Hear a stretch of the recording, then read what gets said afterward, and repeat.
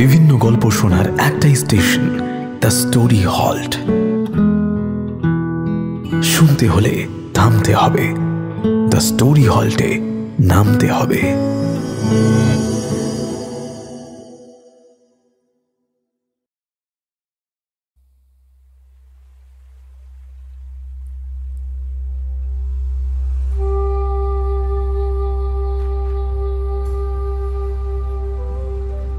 নমস্কার, কেমন আছেন সবাই? আজ আপনাদের জন্য আরও একবার লেখক সুজন দাশগুপ্তর কলমে একেন বাবু সিরিজের গল্প প্রাইসলেস বুদ্ধ। লেখক সুজন দাশগুপ্ত যাদবপুর বিশ্ববিদ্যালয় থেকে ইঞ্জিনিয়ারিংয়ে স্নাতক। 1967 সালে মার্কিন যুক্তরাষ্ট্রে যান পিএইচডির জন্য। সেখানে থাকাকালীন তিনি লেখালেখি শুরু করেন। তাঁর সৃষ্ট গোয়েন্দা চরিত্র একেন বাবু 90 দশকের গোড়ায় প্রথম প্রকাশিত হয়। সেই একেন বাবু অর্থাৎ একেন্দ্র সেন আমাদের আজকের গল্পের নায়ক। বিশেষভাবে ধন্যবাদ জানাই দ্য ক্যাফে টেবিল ও ডক্টর সৌমিতা দাস দাশগুপ্তকে আমাদের পাশে থাকবার জন্য। আজকের গল্পে একেন বাবুর চরিত্রে অভিনয় করেছেন সত্যম ভট্টাচার্য। শুরু করছি দ্য স্টোরি হল্টের বিশেষ নিবেদন প্রাইসলেস বুদ্ধ।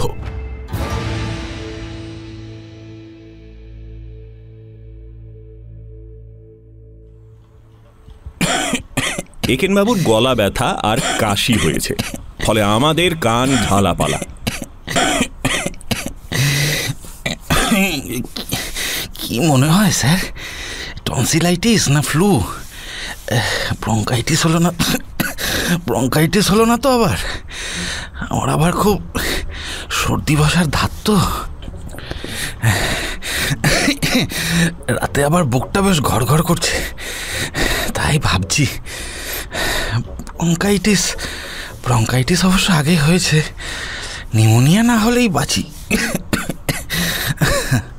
কাশির ফাঁকে ফাঁকে সারা সকাল ধরে এই চলছে। ঘ্যান ঘ্যান আর সহ্য করতে না পেরে প্রমথ বলল, আরে ধ্যাত তারিকা, এত যখন আপনার দুশ্চিন্তা তখন ডাক্তারের কাছে যান না, নিশ্চিন্ত হয়ে ফিরবেন। তা মন্দ বলেননি স্যার, তবে গলার মাফলারটা একটু খুলে আবার ভালো করে পেঁচাতে পেঁচাতে মাথা নাড়লেন একেনবাবু। তবে কি না, ওষুধটা আমি জানি।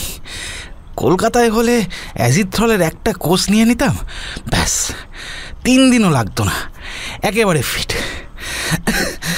আচ্ছা স্যার, এখানে অ্যাজিথ্রল পাওয়া যায় না? হ্যাঁ, যাবে না কেন? অ্যাজিথ্রল মানে তো অ্যাজিথ্রোমাইসিন, ওটাকে এখানে জি-প্যাক বলে, তবে প্রেসক্রিপশন লাগবে। এদেশে এইসব ব্যাপারে কিন্তু খুব কড়াকড়ি। কিন্তু খামোখা অ্যাজিথ্রোমাইসিন খাবেন কেন? জ্বর ফর কিচ্ছু হয়নি? হবে স্যার, হবে। এগুলো হলো জ্বরের পূর্ব লক্ষণ, বুঝলেন?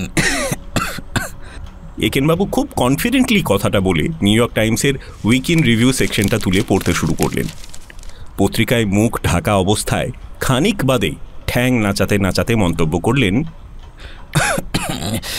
এই অসুখ হলে কলকাতা হচ্ছে আইডিয়াল প্লেস। আমি বললাম, কি যা তা বকছেন, সারা পৃথিবীর লোক নিউ ইয়র্কে আসে চিকিৎসার জন্য। না স্যার, মানে এই বড় অসুখের কথা বলছি না, এই আমার টাইপের অসুখের কথা বলছিলাম। তো তার জন্যই বা কলকাতা ভালো হতে যাবে কেন? এই কলকাতায় এসব প্রেসক্রিপশনে ঝামেলা নেই, টাকা ফেলুন, যে ওষুধ চাই নিয়ে যান। সেটা ভালো কি মন্দ অবশ্যই তর্ক সাপেক্ষ, কিন্তু একেনবাবুর সঙ্গে এই 7 সকালে তার ফয়সালা করতে আমি রাজি নই। চুপচাপ পত্রিকা পড়ে চললাম। প্রমথ কফি করতে ব্যস্ত, তাই প্রসঙ্গটা আর গড়ালো না। খানিক বাদে কফি খেতে খেতে একেনবাবু হঠাৎ বললেন, না স্যার, একবার ঘুরেই আসি। সে কি? কোত্থেকে ঘুরে আসবেন? ওই যে স্যার বললেন, আপনারাই তো বললেন যে ডাক্তারের কাছে যাওয়া উচিত। তা আপনাদের কি চেনা জানা কেউ আছে যিনি কম ভিজিট নেন? এখানে প্রায় সবারই এক রেট, তবে আপনি ডক্টর খান্নার কাছে যেতে পারেন। আমি তো দরকার পড়লে ওর কাছেই যাই। কত ভিজিট স্যার? $65 নিতেন, এখন হয়তো একটু বেড়েছে। $65 দিবেন তো সেই অ্যাজিথ্রোমাইসিন?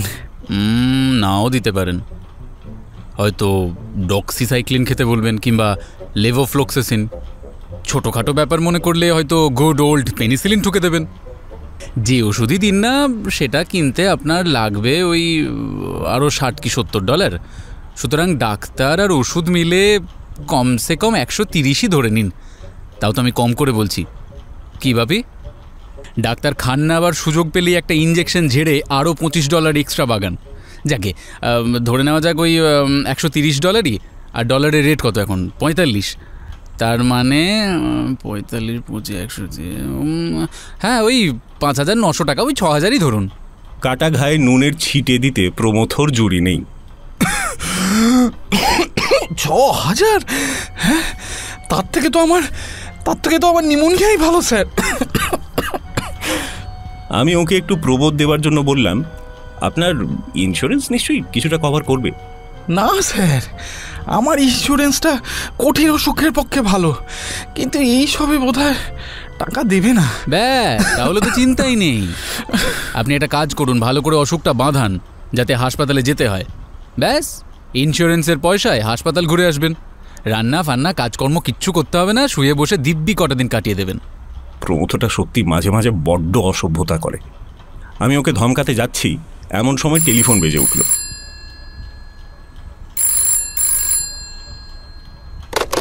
হ্যালো, কে? প্রমথ? না, আমি বাপি। বাপি, আমি সমর। তোরা খবর পেয়েছিস কিনা জানি না, বিভাস চৌধুরী মারা গেছেন। হোয়াট? কি বলছিস? কাল রাতে ওর অ্যাপার্টমেন্টে হঠাৎ আগুন লাগে, উনি আর বেরোবার সুযোগ পাননি। পুরো বিল্ডিংটাই ছাই হয়ে গেছে। মাই গড! আমি এখনই হাসপাতাল যাচ্ছি, বুঝলি? পারলে তুইও আয়, প্রমথকে খবরটা দিয়ে দিস। হ্যাঁ দেব, কিন্তু সমর ইতিমধ্যে লাইনটা কেটে দিয়েছে। প্রমথ আর একেনবাবু দুজনেই উদ্গ্রীব হয়ে আমার দিকে তাকিয়ে। আমার মুখ দেখে নিশ্চয়ই বোঝা যাচ্ছে খবরটা শুভ নয়। আশ্চর্যের কথা এই, কালকেই বিভাস চৌধুরীকে নিয়ে কত আলোচনা হলো। একেনবাবু ভদ্রলোককে চিনতেন না, বললেন, ওর সঙ্গে একবার আলাপ করিয়ে দিন না স্যার, মনে হচ্ছে উনি একজন জিনিয়াস। তখন কি একবারও ভেবেছে আজ উনি আর থাকবেন না? প্রমথ জিজ্ঞেস করল, কার ফোন? সমরের। বিভাস চৌধুরী মারা গেছেন।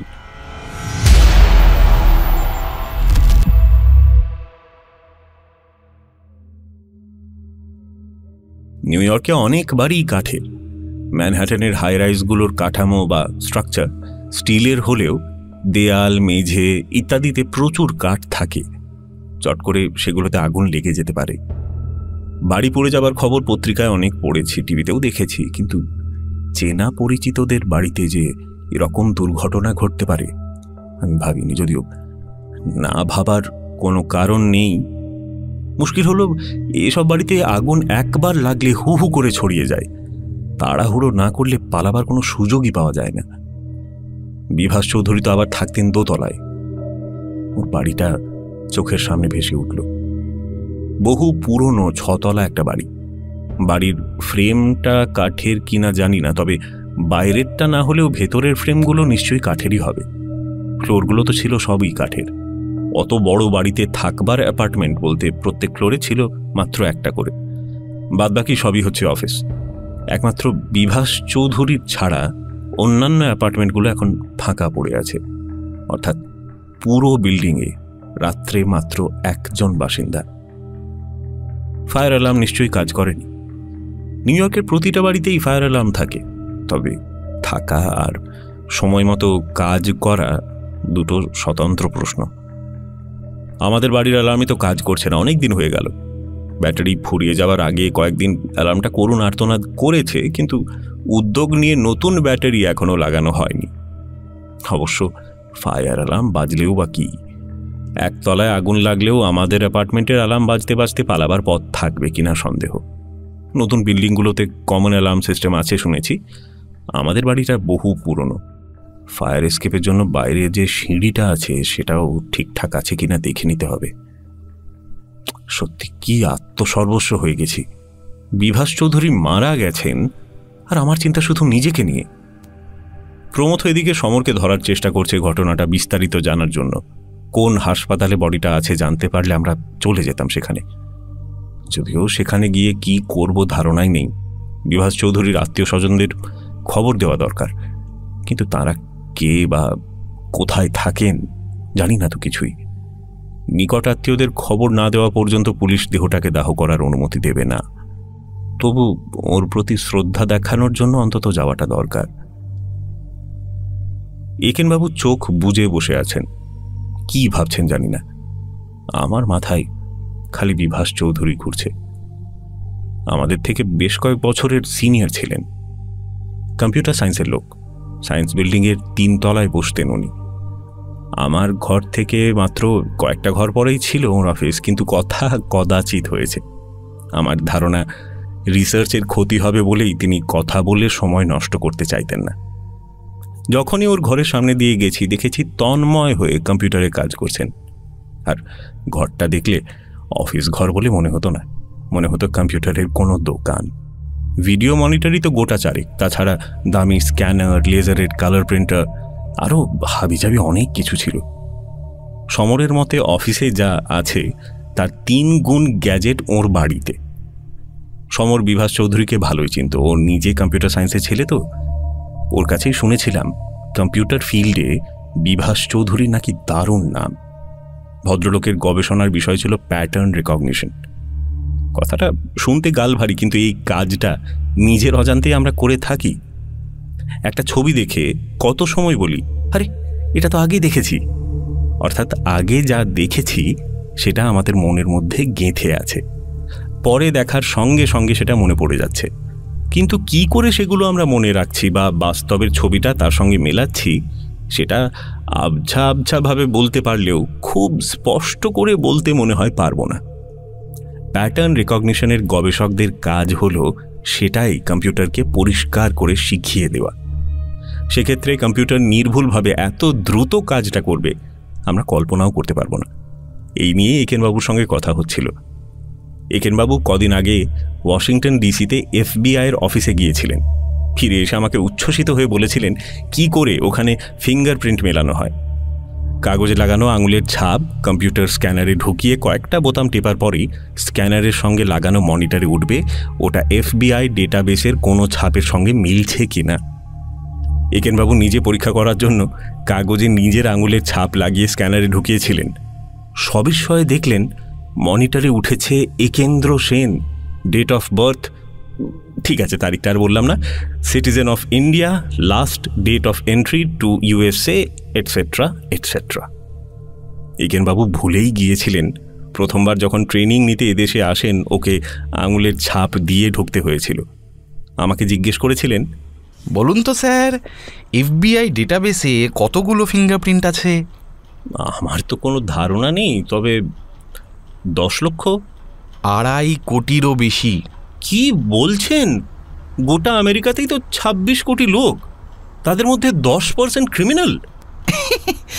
না না স্যার, তা হবে কেন? আরে আমার ছাপ আছে আমি শিওর, আপনারও ছাপ আছে। ইমিগ্রেন্ট হয়ে যারা এদেশে ঢুকছি সবার ছাপ আছে।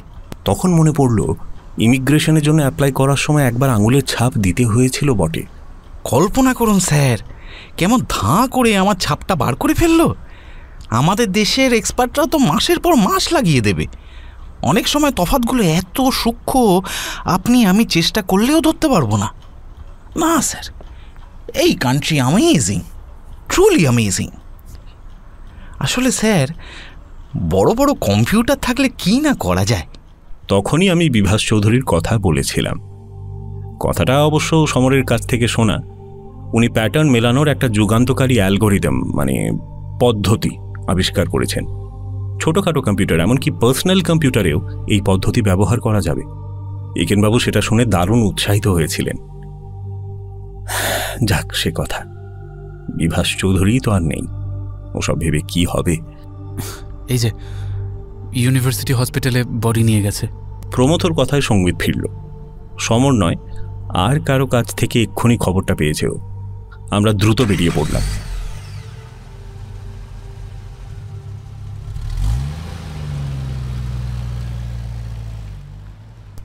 হসপিটাল আমার বাড়ি থেকে মিনিট 10-এর পথ। গিয়ে দেখি কলেজের অনেকেই খবর পেয়ে এসেছেন, সবাই শকড, থমথমে আবহাওয়া, তবে কোনো কান্নাকাটি নেই। বডিটা দেখতে পেলাম না, কাপড় দিয়ে ঢাকা। ওটার নাকি পোস্টমর্টম হবে। আগুনে পুড়ে কারো মৃত্যু হলে সেটাই দস্তুর কিনা আমার জানা নেই। তবে পুলিশ কি কিছু সন্দেহ করছে? কানাঘোষও শুনলাম এটা নাকি অ্যাক্সিডেন্ট নাও হতে পারে। সেক্ষেত্রে তো মানে কেউ আগুন লাগিয়েছে। কোত্থেকে খবরটা এসেছে বের করতে পারলাম না। আমাদের ডিন বডিটা দেখেছেন, একেবারেই পুড়ে গেছে, কিছুই বোঝার জো নেই। তাহলে বডিটা বিভাস চৌধুরীর কি না সে ব্যাপারেই বা কিভাবে নিশ্চিত হবে পুলিশ? প্রমথকে সেটা বলতেই ধমক লাগালো। আইডেন্টিফিকেশনের এখন অনেক জেনেটিক মেথড আছে।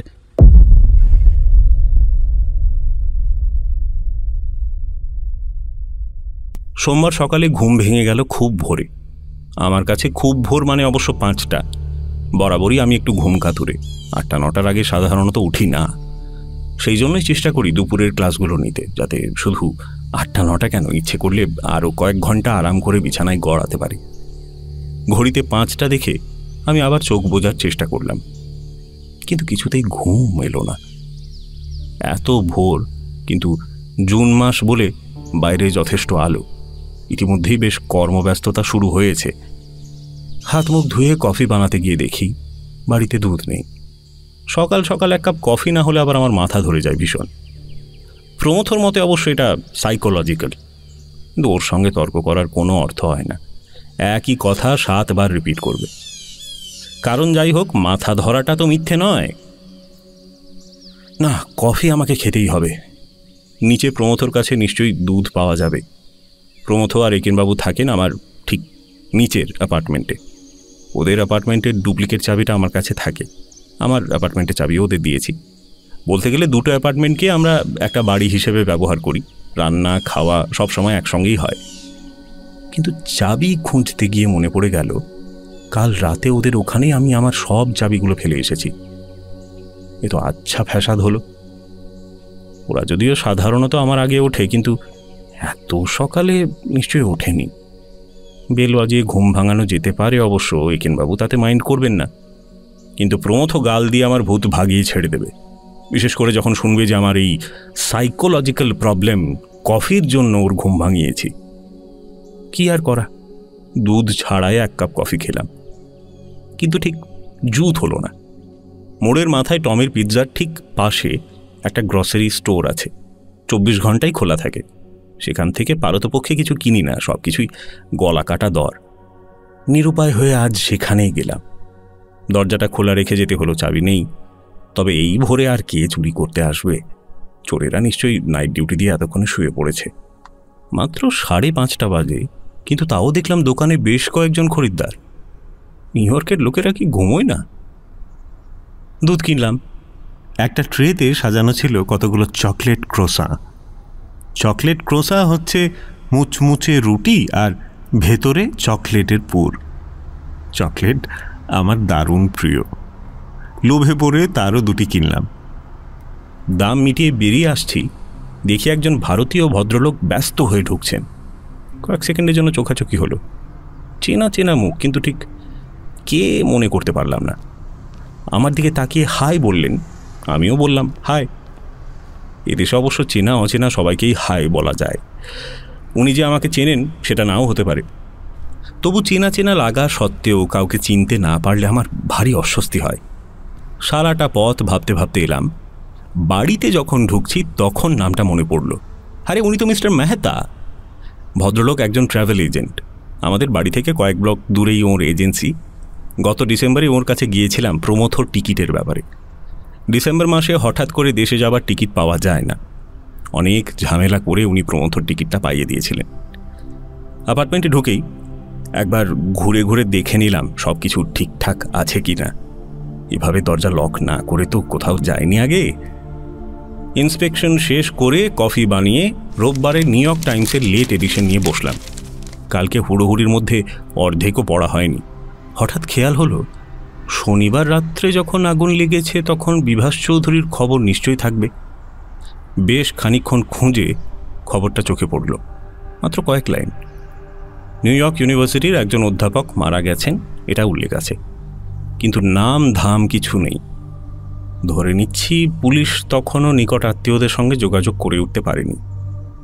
আমার অবশ্য মনে হলো এক্ষেত্রে নাম গোপন রাখা অর্থহীন। অনেকেই তো আমরা জানি মৃত অধ্যাপক কে। বিভাস চৌধুরীর নাম নেই ঠিকই, কিন্তু আরেকটা নাম চোখে পড়ল, যাকে আমি চিনি।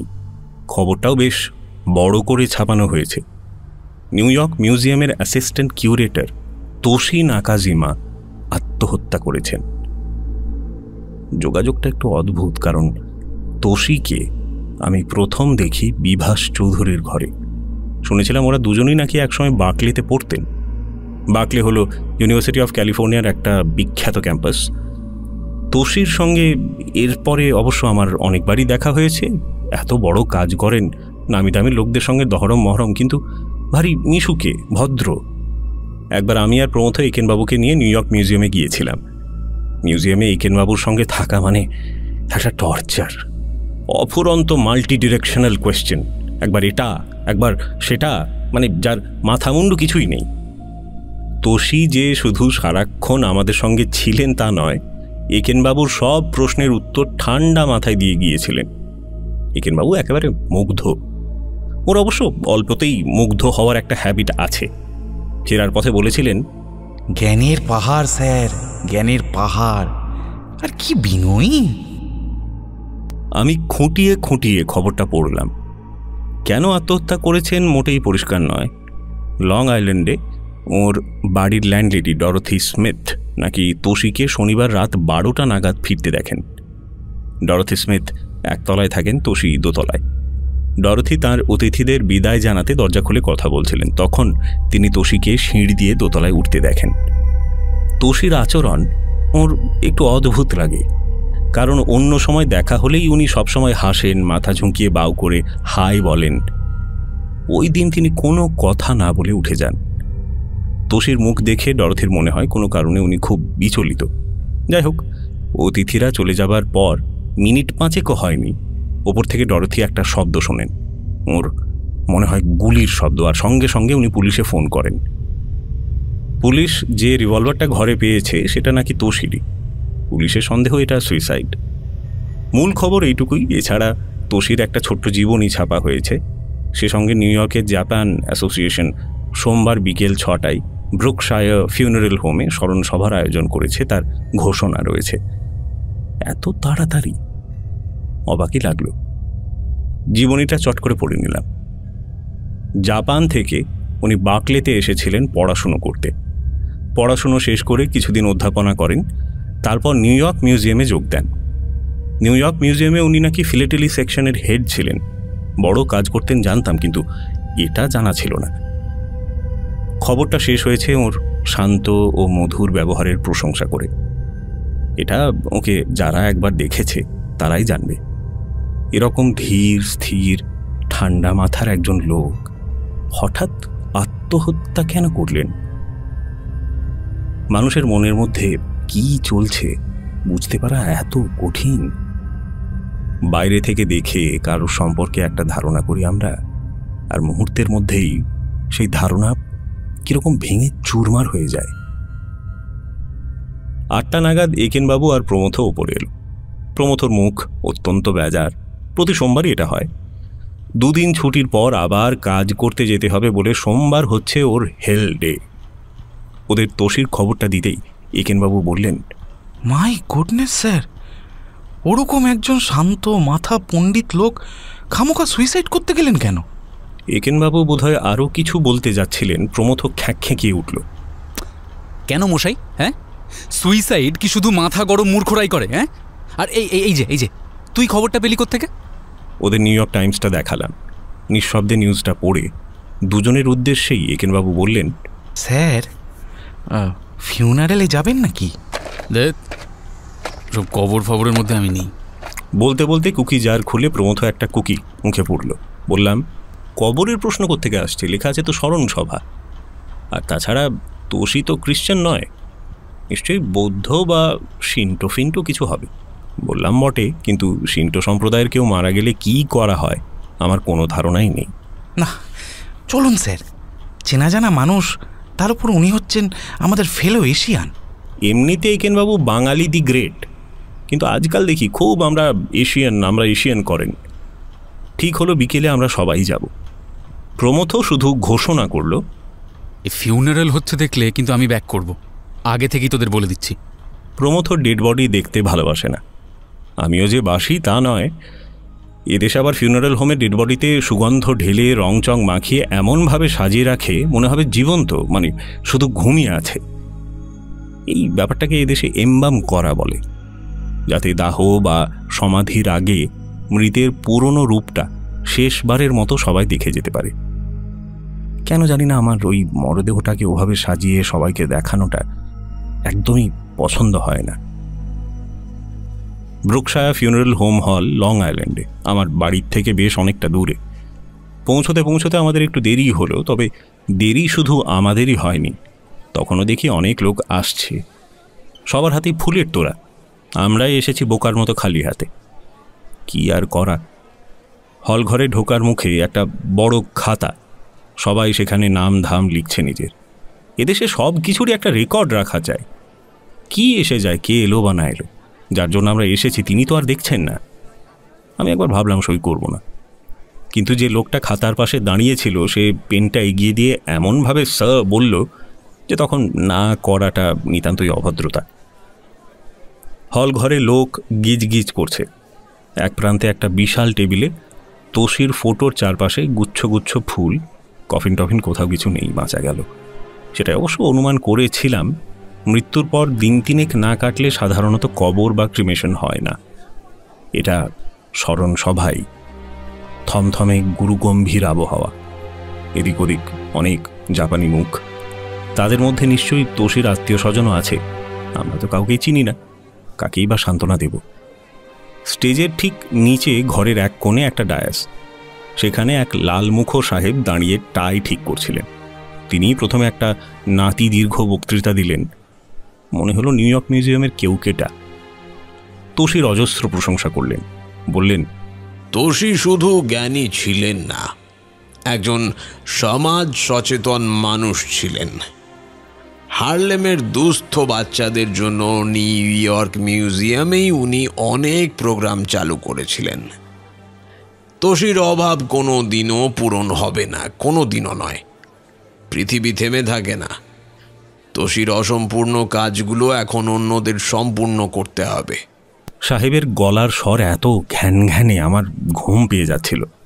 আর চোখে তাকিয়ে দেখলাম একেনবাবুর চোখও ঢুলু ঢুলু। প্রমথর অবস্থাটা দেখতে যাচ্ছি, তখন চোখে পড়ল আমাদের সামনের সারিতে একেবারে বাঁ কোনায় বসে আছেন মিস্টার মেহতা। না, এবার আমার চিনতে এতটুকুও সময় লাগলো না। এরপর ছোটোখাটো দু একটা বক্তৃতা চুকে যাওয়ার পর যখন বের হচ্ছি, তখন দেখি মিস্টার মেহতাও বেরোচ্ছেন। জিজ্ঞেস করলাম, চিনতে পারছেন? আরে কি মুশকিল, কাস্টমারদের না চিনলে আমাদের চলে। আজ খুব ভোর ভোর উঠেছিলেন দেখলাম। হ্যাঁ, তা উঠেছিলাম। আপনিও তো উঠেছিলেন? আরে আমরা ব্যবসা করি, আমরা কি অত ঘুমোতে পারি নাকি? ইতিমধ্যে সবাই রাস্তায় নেমে এসেছি। প্রমথ জিজ্ঞেস করল, আচ্ছা, আপনি তোষিকে চিনলেন কি করে? উনিও কি আপনার কাছ থেকে টিকিট কাটতেন? আরে না না, ওর সঙ্গে আলাপ একটা ব্যবসার ব্যাপারে। আপনার তো ট্র্যাভেলিংয়ের ব্যবসা জানতাম, অন্য কিছুও আছে নাকি?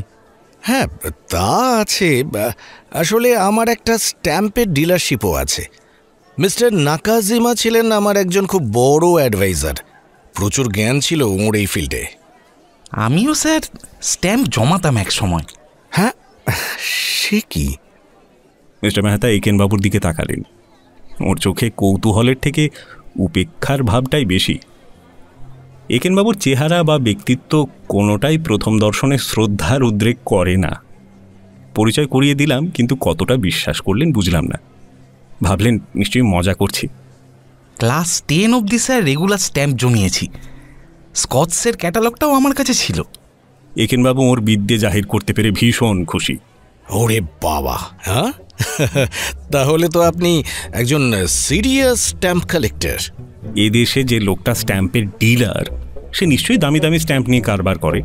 স্কুলের ছাত্রদের স্ট্যাম্প জমানোটা তার ধর্তব্যের মধ্যেই নয়। কিন্তু একেনবাবুকে সেটা কে বোঝাবে? তা এক সময় জমিয়েছি। মিস্টার নাকাজিমাও যে স্ট্যাম্পের অথরিটি সেটা জানতাম না, জানলে। আমি আর থাকতে পারলাম না, বললাম, একেনবাবু চলুন না, ওর নিশ্চয়ই দেরি হয়ে যাচ্ছে। আরে না না, দেরি কিছু নয়। তবে একদিন আসবেন আপনার বন্ধুকে নিয়ে। ওর স্ট্যাম্পে যখন এত ইন্টারেস্ট, আমি না হয় আমার কিছু কালেকশন দেখাবো সেদিন, কেমন? হ্যাঁ। মিস্টার মেহতা চলে যেতেই একেনবাবুকে কড়কালো প্রমথ।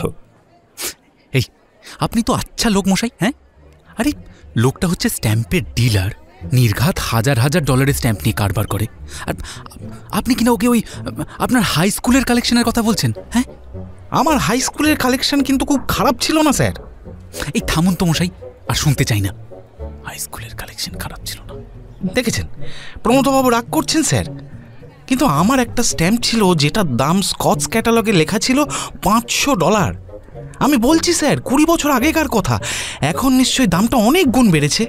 সে কি অত দামের স্ট্যাম্প আপনার কাছে ছিল আর আপনি বিক্রি করেননি? তখন তো জানতামই না কাকে বিক্রি করা যায়। এখনো আছে ওটা? আছে স্যার, দেশে গিন্নির ভল্টে। বুঝলেন স্যার, ভালো হলো আজ এখানে এলাম। না মানে মিস্টার নাকাজিমার মৃত্যুটা খুবই দুঃখের, সেটা বলছি না, কিন্তু এই যে মিস্টার মেহতার সঙ্গে পরিচয় হলো। ও, তার মানে আপনার স্ট্যাম্পটা বেচে এবার একটু 2 পয়সা বাগাবার সুযোগ, তাই তো? হ্যাঁ, একেই বলে কারোর পৌষ মাস কারোর সর্বনাশ। ছি ছি ছি ছি স্যার, কি যে বলেন। আমরা যখন বাড়ি ফিরলাম তখন রাত প্রায় 9টা। বহুদিন পিৎজা খাইনি, চল টমিজে যাই। সবাই এত টায়ার্ড যে রান্না করতে ইচ্ছে করলো না। উত্তম প্রস্তাব। টমিজ ইদানিং একটা ভেজিটেরিয়ান পিৎজা চালু করেছে, মাশরুম, হট পেপার, পেঁয়াজ আর ব্রকলি দিয়ে।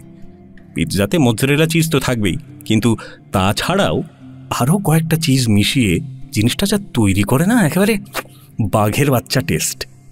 পিৎজা শুনে একেনবাবু অবশ্য একটু ঘ্যান ঘ্যান শুরু করেছিলেন। উনি একেবারে ভেতো বাঙালি, কিন্তু শেষমেশ হাল ছেড়ে দিলেন। সোমবার 9টা বলেই বোধহয় টমিজ পিৎজারিয়া একেবারে ফাঁকা। মালিক টমি টেলিফোনে ইটালিয়ান ভাষায় কারো সঙ্গে খোশ গল্প করছে। আমাদের দিকে তাকিয়ে একটু হেসে এমনভাবে হাতটা ঘোরালো যার অর্থ যেখানে খুশি বসো। আমরা সাধারণত বসি ডান দিকের শেষ টেবিলটাতে, একেবারে জানলা ঘেঁষে। সেই টেবিলে দেখলাম একজন বসে আছে। অন্ধকারে ঠিক চিনতে পারিনি। প্রমথ বলল, আরে এই ও তো আমাদের সমর। সমর উল্টো দিকে মুখ করে বসেছিল বলে আমাদের দেখতে পায়নি।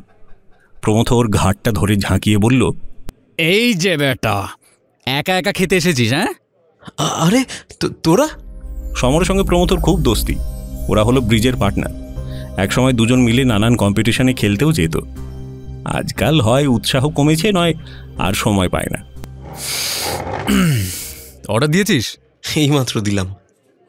কি দিলি? তাতে তোর কি প্রমথ? খাবে তো ও। চুপ কর তো, মিক্স অ্যান্ড ম্যাচ করে খাবো। ওই কি দিয়েছিস বল? পেপারোনি। Very good. তাহলে আমরা একটা ভেজিটেরিয়ান আর একটা সসেজ। কি রে ব্যাপী, আর কিছু লাগবে? না, দুটোই যথেষ্ট। এই যে মশাই, আপনি চুপ কেন? কিছু স্বাদ থাকে তো বলে ফেলুন, নইলে পরে পস্তাবেন কিন্তু। কি যে বলেন স্যার, আপনারা এসব ব্যাপারে এক্সপার্ট একদম। ইতিমধ্যে টমের চেলা এসে দাঁড়িয়েছে। প্রমথ তাকে অর্ডার দিয়ে সমরকে বলল, এই বাই দ্য ওয়ে, তোষি মারা গেছেন শুনেছিস? তোষি? কোন তোষি? তোষি নাকাজিমা? হ্যাঁ, ওনার ফিউনারেল থেকেই তো আমরা আসছি। ফিউনারেল নয়, স্মরণ সভা। কি বলছিস জাতা?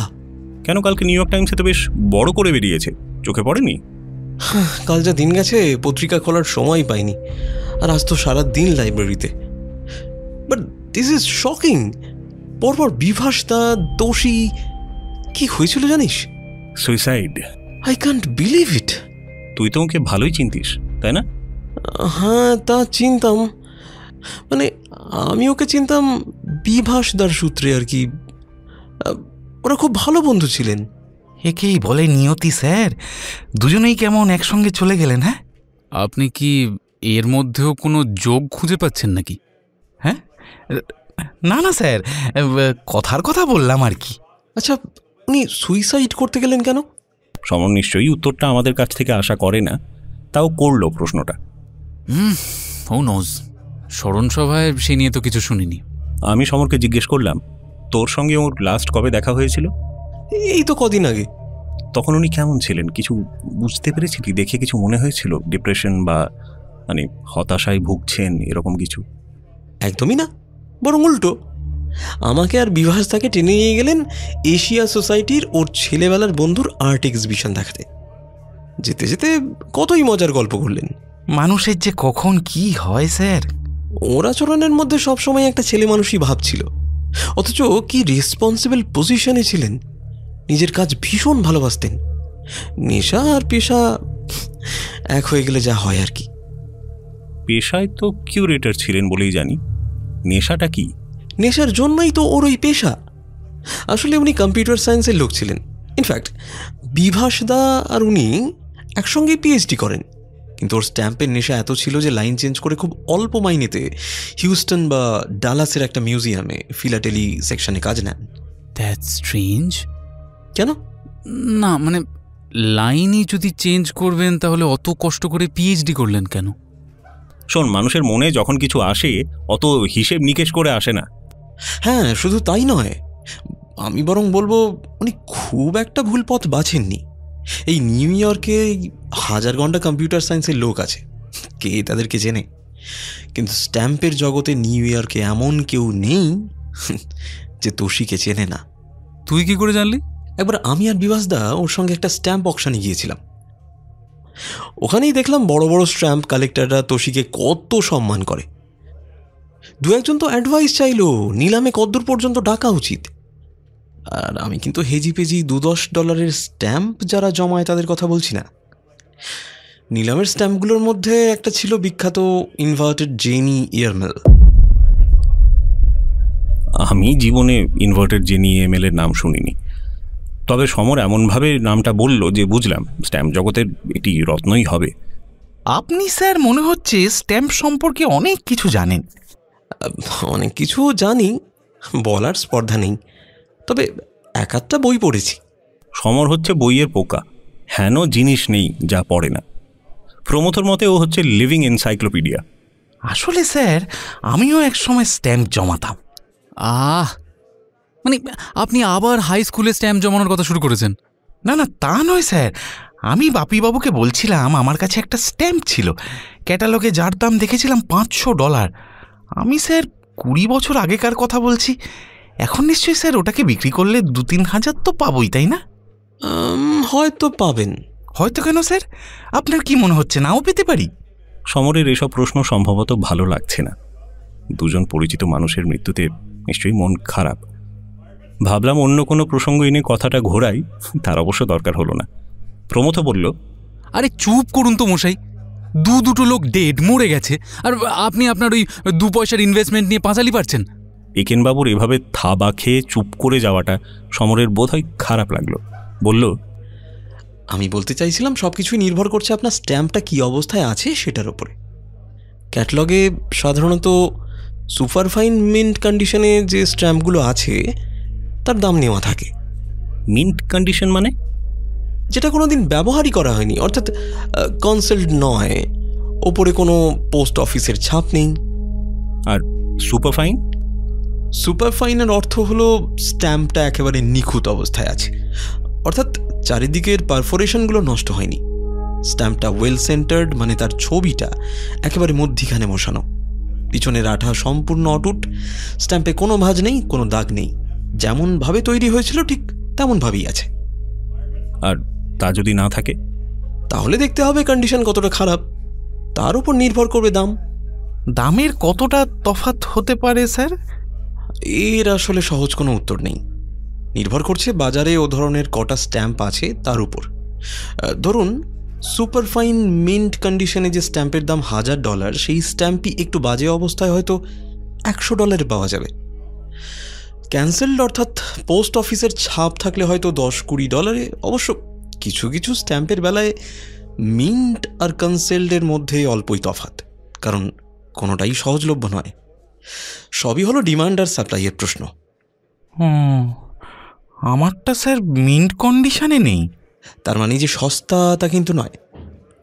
আচ্ছা, আপনার কাছে স্ট্যাম্পটা আছে? না স্যার।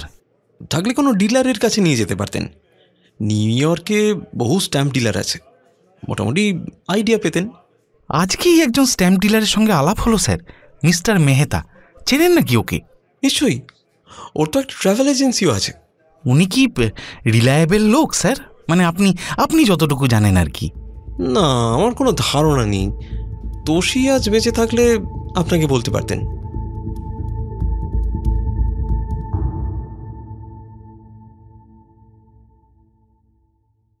একেনবাবুকে সকাল থেকে দেখছি না, দেখলে একটা খুব গরম খবর দিতে পারতাম।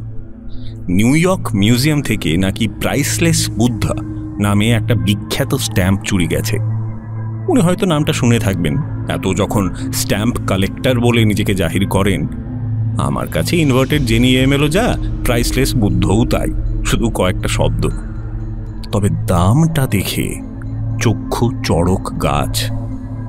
$20,000। রিপোর্টারের কথায়, the market price of the priceless Buddha is estimated to be over $20,000। একটা ছোট্ট কাগজের টুকরোর এত দাম! Price of the priceless Buddha. কথাগুলো পড়তে পড়তে আমার প্রমথর কথা মনে হলো। ওর মতে এভরিথিং হ্যাজ এ প্রাইস। প্রাইসলেসেরও যে প্রাইস আছে, দেখলে নিশ্চয়ই ও খুব মজা পাবে। প্রমথ আবার আজ তাড়াহুড়ো করে কলেজে চলে গেছে। ল্যাবে একটা ভিজিটার আসছে, তার জন্য ওকে তদারকি করতে হবে।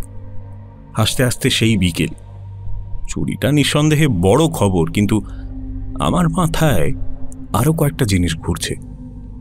তোষী ছিলেন নিউ ইয়র্ক মিউজিয়ামের ফিলাটেলি সেকশনের প্রধান। ফিলাটেলি সেকশন হলো যেখানে স্ট্যাম্পের সংগ্রহগুলো থাকে। সেখান থেকে এরকম একটা দামি স্ট্যাম্প অদৃশ্য হলো, আর সেটা ধরা পড়ল তোষীর মৃত্যুর ঠিক পরপরই। Something is wrong somewhere. New York টাইমসে এটা উল্লেখ করেছে। পুলিশ যে জোর তদন্ত শুরু করেছে সে খবরটাও আছে। হয়তো তোষীর কোনো কারণে হঠাৎ অনেক টাকার দরকার হয়ে পড়েছিল, আর অন্য কোনো পথ খুঁজে না পেয়ে উনি স্ট্যাম্পটা চুরি করে বিক্রি করেছিলেন, আর পরে ধরা পড়ে যাওয়ার লজ্জা থেকে মুক্তি পেতে আত্মহত্যার পথ বেছে নেন। কিন্তু এটা ভাবা কি যুক্তিযুক্ত? $20,000 অনেক হলেও তোষীর মতো লোকের কাছে এটা এমন কোনো বড় অঙ্ক নয় যে জোগাড় করতে সমস্যা হবে। আরও একটা সম্ভাবনা আছে। ধরা যাক মিউজিয়ামেরই কেউ স্ট্যাম্পটা চুরি করেছিল, তোষী তাকে ধরে ফেলেছিলেন। তোষী তাকে বলেছিলেন স্ট্যাম্পটা ফেরত নিয়ে এলে উনি থানা পুলিশ করবেন না, কিন্তু লোকটা তা না করে তোষীকে খুন করে। এবার কি করে লোকটা তোষীর ঘরে ঢুকে খুন করে পালালো সেটা অবশ্য পরিষ্কার নয়, তবে এরকম কিছু ঘটা মোটেই অসম্ভব নয়। যেরকম ভদ্রলোক তোষী, অপরাধীকে শোধরাবার সুযোগ দেওয়া ওর পক্ষে খুবই স্বাভাবিক। তোষীর মন নাকি গত দুদিন ভীষণ খারাপ ছিল, ওর ল্যান্ডলেডি ডরথি স্মিথ তাই জানিয়েছেন। এই সব কারণেই কি? আসলে পুরো ব্যাপারটাই কনফিউজিং। আমি কলেজ গেলাম বটে, কিন্তু এক রাশ চিন্তা মাথায় নিয়ে। যাবার পথে রাস্তার ধারে নিউজ স্ট্যান্ডে একটা খেলো পত্রিকা চোখে পড়ল। প্রথম পাতাতেই বিরাট করে তোষীর একটা ফটো, আর তার নিচে লেখা, did he steal the stamp. এই পত্রিকাটা আমি একাধ সময় উল্টে পাল্টে দেখেছি, চাঞ্চল্যকর খবর ছাড়া এর আর কিছু ছাপে না। তখনই ঠিক করলাম একেনবাবু এলে ওকে উদ্বুদ্ধ করব এই চুরির ব্যাপারটা নিয়ে একটু মাথা ঘামাতে। হ্যাঁ, মানছি একেনবাবুর অনেক দোষ, উল্টোপাল্টা বকেন, জামা কাপড়ের ছিঁড়ি ছাঁদ নেই, সিগারেট খোর। আমার আর প্রমথর তীব্র আপত্তিতে সিগারেট খাওয়াটা একটু কমেছে, ঘ্যান ঘ্যান করে লোককে পাগল করে দেন। কিন্তু নিঃসন্দেহে তিনি একজন দুর্ধর্ষ গোয়েন্দা। গত 3 বছরে এটা সার বুঝেছি। আর শুধু আমরা নই, নিউ ইয়র্ক পুলিশের হোমরা চোমরা কর্তারাও সেটা জানেন। প্রাইভেট ডিটেকটিভদের প্রতি তাঁদের যে বৈরী মনোভাব, একেনবাবুর ক্ষেত্রে সেটা নেই। বেশ অনেকগুলো কেসে ওঁরাই এগিয়ে এসে একেনবাবুর সাহায্য চেয়েছেন। তার প্রধান কারণ, একেনবাবু কাউকেই ছোট করার চেষ্টা করেন না। নিজে রহস্যের সমাধান করেও ভাব এমন দেখান যে সকলের জন্যই সেটা সম্ভব হয়েছে। বিকেলে বাড়ি ফিরে দেখি সারা ঘর সিগারেটের ধোঁয়ায় ভর্তি। একেনবাবুর ঠ্যাং কফি টেবিলে তোলা, মুখে সিগারেট, চোখ বন্ধ। ইদানিং তাড়া দিয়ে আমার অ্যাপার্টমেন্টে ওর সিগারেট খাওয়া বন্ধ করিয়েছি, তাই অবাক হয়ে জিজ্ঞেস করলাম, এ কি, আপনি আবার সিগারেট খাচ্ছেন এখানে? তাই তো স্যার, দেখেছেন, একদম ভুলে গিয়েছিলাম। আসলে এই চুরির ব্যাপারটা আমাকে বড্ড বদার করছে। চুরি? কোন চুরি? এই প্রাইসলেস বুদ্ধের কেসটা স্যার, আপনি আজ নিউ ইয়র্ক টাইমসে দেখেননি? কথাটা শুনে আমি যে কি খুশি হলাম বোঝাতে পারবো না। বললাম, কি আশ্চর্য, আমি আজ কলেজ যেতে যেতে ভাবছিলাম আপনাকে বলবো এই ব্যাপারটা নিয়ে একটু তলিয়ে দেখতে। হাজার হোক, তোষীকে আমরা চিনতাম, তার নামে পত্রিকাতে এসব লেখা। আমারও সেই পয়েন্ট স্যার, সেই জন্যই আমি ইন্সপেক্টর ল্যান্ডির কাছে গিয়েছিলাম। ইন্সপেক্টর ল্যান্ডি? তিনি তো হোয়াইট প্লেসে আছেন। না স্যার, কয়েক মাস হলো ওখানকার চাকরি ছেড়ে নিউ ইয়র্ক পুলিশে ঢুকেছেন। ওর ওপরেই মিস্টার নাকাজিমার তদন্তের ভার পড়েছে। কথাটা শুনে আমি একেনবাবুকে আমার মার্ডার থিওরিটা বললাম। সেটা শুনে একেনবাবু বললেন, আপনার লজিকগুলো ঠিক আছে স্যার, কিন্তু ইন্সপেক্টর ল্যান্ডি একেবারে নিশ্চিত যে তোষীর মৃত্যু হচ্ছে আত্মহত্যা। ও, আর এই চুরির ব্যাপারটাও কি উনিই দেখছেন? মনে হয় না স্যার, উনি হচ্ছেন হোমিসাইডের লোক, তবে যারা দেখছে তাদের চিনি। তবু ভাবলাম স্যার একটু খোঁজ খবর করি। মিস্টার নাকাজিমার অনারের প্রশ্নটা তো রয়েইছে। তাছাড়া স্যার, আমি জানি আপনারা হাসবেন, কিন্তু স্ট্যাম্পের ব্যাপারে আমার একটা উইকনেস আছে। হ্যাঁ, আপনি হাই স্কুলে স্ট্যাম্প জমাতেন, এই তো? না না, আমি মোটেই হাসবো না। আর প্রমথ যদি হাসার চেষ্টা করে, আমরা দুজন মিলে ওর মাথায় ডান্ডা মারব। কি যে বলেন স্যার। কিছুক্ষণ বাদেই প্রমথ ফিরল। ও কিছুই জানতো না। সব কিছু শুনে দেখলাম বেশ উত্তেজিত। বলল, আপনি বলুন কোথায় যেতে চান, সাঁ করে নিয়ে যাব। প্রমথর এক বন্ধু তার হন্ডা সিভিক গাড়িটা প্রমথর জিম্মায় রেখে ছুটিতে গেছে। সেই থেকে আমার টয়োটা টার্সেলে আর চড়ছে না। আমার গাড়ি নাকি ঘটর ঘটর করে চলে, আর ওরটা যায় সাঁ করে। দাঁড়ান স্যার, দাঁড়ান। যাবার আগে কোথায় যাব সেটা তো একটু ভেবে দেখতে হবে। একটু ভেবে নিয়ে। আপনি বসে বসে ভাবুন, আর চোর সেই সুযোগে মাল সমেত হাওয়া হোক। আপনি না মশাই বাপির সঙ্গে বড্ড বেশি মিশছেন, জানেন তো? আরে জেমস বন্ডের মুভি দেখেননি? এখন অ্যাকশনের প্রয়োজন, ঘরে বসে বাপির মতো অঙ্ক কষা নয়। এই বেটা, তুই আমার পেছনে লাগছিস কেন? এই তোরা ভাব, আমি তো তখন রান্না চাপাই, চিকেনের ঝোল আর রাইস। কি বলিস? ফাইন। আমি একটু সাহায্য করি স্যার। খেপেছেন? আপনি না আমার সর্বনাশ না করে বরং চোরের সর্বনাশ করুন। হ্যাঁ, প্রমথবাবুকে নিয়ে স্যার পারা গেল না। প্রমথ তখন হেমন্তের পুরনো আধুনিক গান অলির কথা শুনে গাইতে গাইতে পেঁয়াজ কাটতে শুরু করেছে। আমরা যখন ডিনার খাচ্ছি তখন ফোনটা এলো। শিরো মাতসুওকা নামে এক ভদ্রলোক একেনবাবুর সঙ্গে কথা বলতে চান। একেনবাবু উঠে বারান্দায় গিয়ে কয়েক মিনিট কথা বলে ফিরে আসতে জিজ্ঞেস করলাম, কে ভদ্রলোকটি, কি চান? তোষীর চেনা জানা কেউ হবেন কি জানি, একটা দরকারি কথা আছে কিন্তু ফোনে বলতে চান না। বললেন কাল সকালে আমরা একবার ওর কাছে আসতে পারবো কিনা। তা হঠাৎ আপনাকে ফোন করলেন? হয়তো পুলিশের কাছে খবর পেয়েছেন স্যার, আমরাও যে চুরিটা নিয়ে ইনভেস্টিগেট করছি। যাবেন নাকি স্যার? কোথায় থাকেন? ওয়ালডর্ফ অ্যাস্টেরিয়াতে। ওয়ালডর্ফ? আমাদের মুখটা হাঁ হয়ে গেল। ওয়ালডর্ফ অ্যাস্টোরিয়া হচ্ছে নিউ ইয়র্কের সবচেয়ে নামি দামি হোটেল। ভদ্রলোক নিঃসন্দেহে দারুণ ধনী। শিরো মাতসুওকা আমাদের জন্য অপেক্ষা করছিলেন। আমি লোকের বয়স ভালো আন্দাজ করতে পারি না, তাও মনে হলো 70-এর কম তো হবে না। শান্তশিষ্ট ছোটোখাটো মানুষ, বোঝাই যায় খুব বনেদি লোক আর ভীষণ ভদ্র। আমরা ঢুকে পরিচয় দিতেই উঠে দাঁড়িয়ে বাউ করে বসতে বললেন। তারপর আমাদের প্রত্যেকের নাম বারদুই শুনে আস্তে আস্তে ভালো করে উচ্চারণ করলেন। ওর উচ্চারণ খুব স্পষ্ট। ইংরেজিতেও একটা আমেরিকান টান আছে। মনে হয় এদেশের সঙ্গে যোগাযোগ বেশ অনেক দিনের। প্রথমেই আমরা কষ্ট করে ওর কাছে এসেছি, তাই অনেক ধন্যবাদ দিলেন। পুলিশ তাদের কাজ করছে, কিন্তু আমরা যে এগিয়ে এসেছি তোষীর সম্মান রক্ষার জন্য, সেটা মনে হলো ওর কাছে ইম্পর্ট্যান্ট। বারবার বললেন, তোষীর মতো সৎ, কর্মঠ, ভদ্র ও শ্রদ্ধাশীল লোক পৃথিবীতে বেশি নেই। তার মৃত্যুর পর এভাবে তার উপর চুরির অপবাদ আনার মতো অসম্মানজনক কাজ আর কিছু হতে পারে না। বুঝলাম এখানকার ওই পত্রপত্রিকাগুলোর খবর ওর কানে গেছে।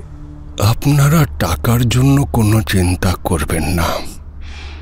আপনাদের কাজ করতে যা টাকা লাগে আমি দেব।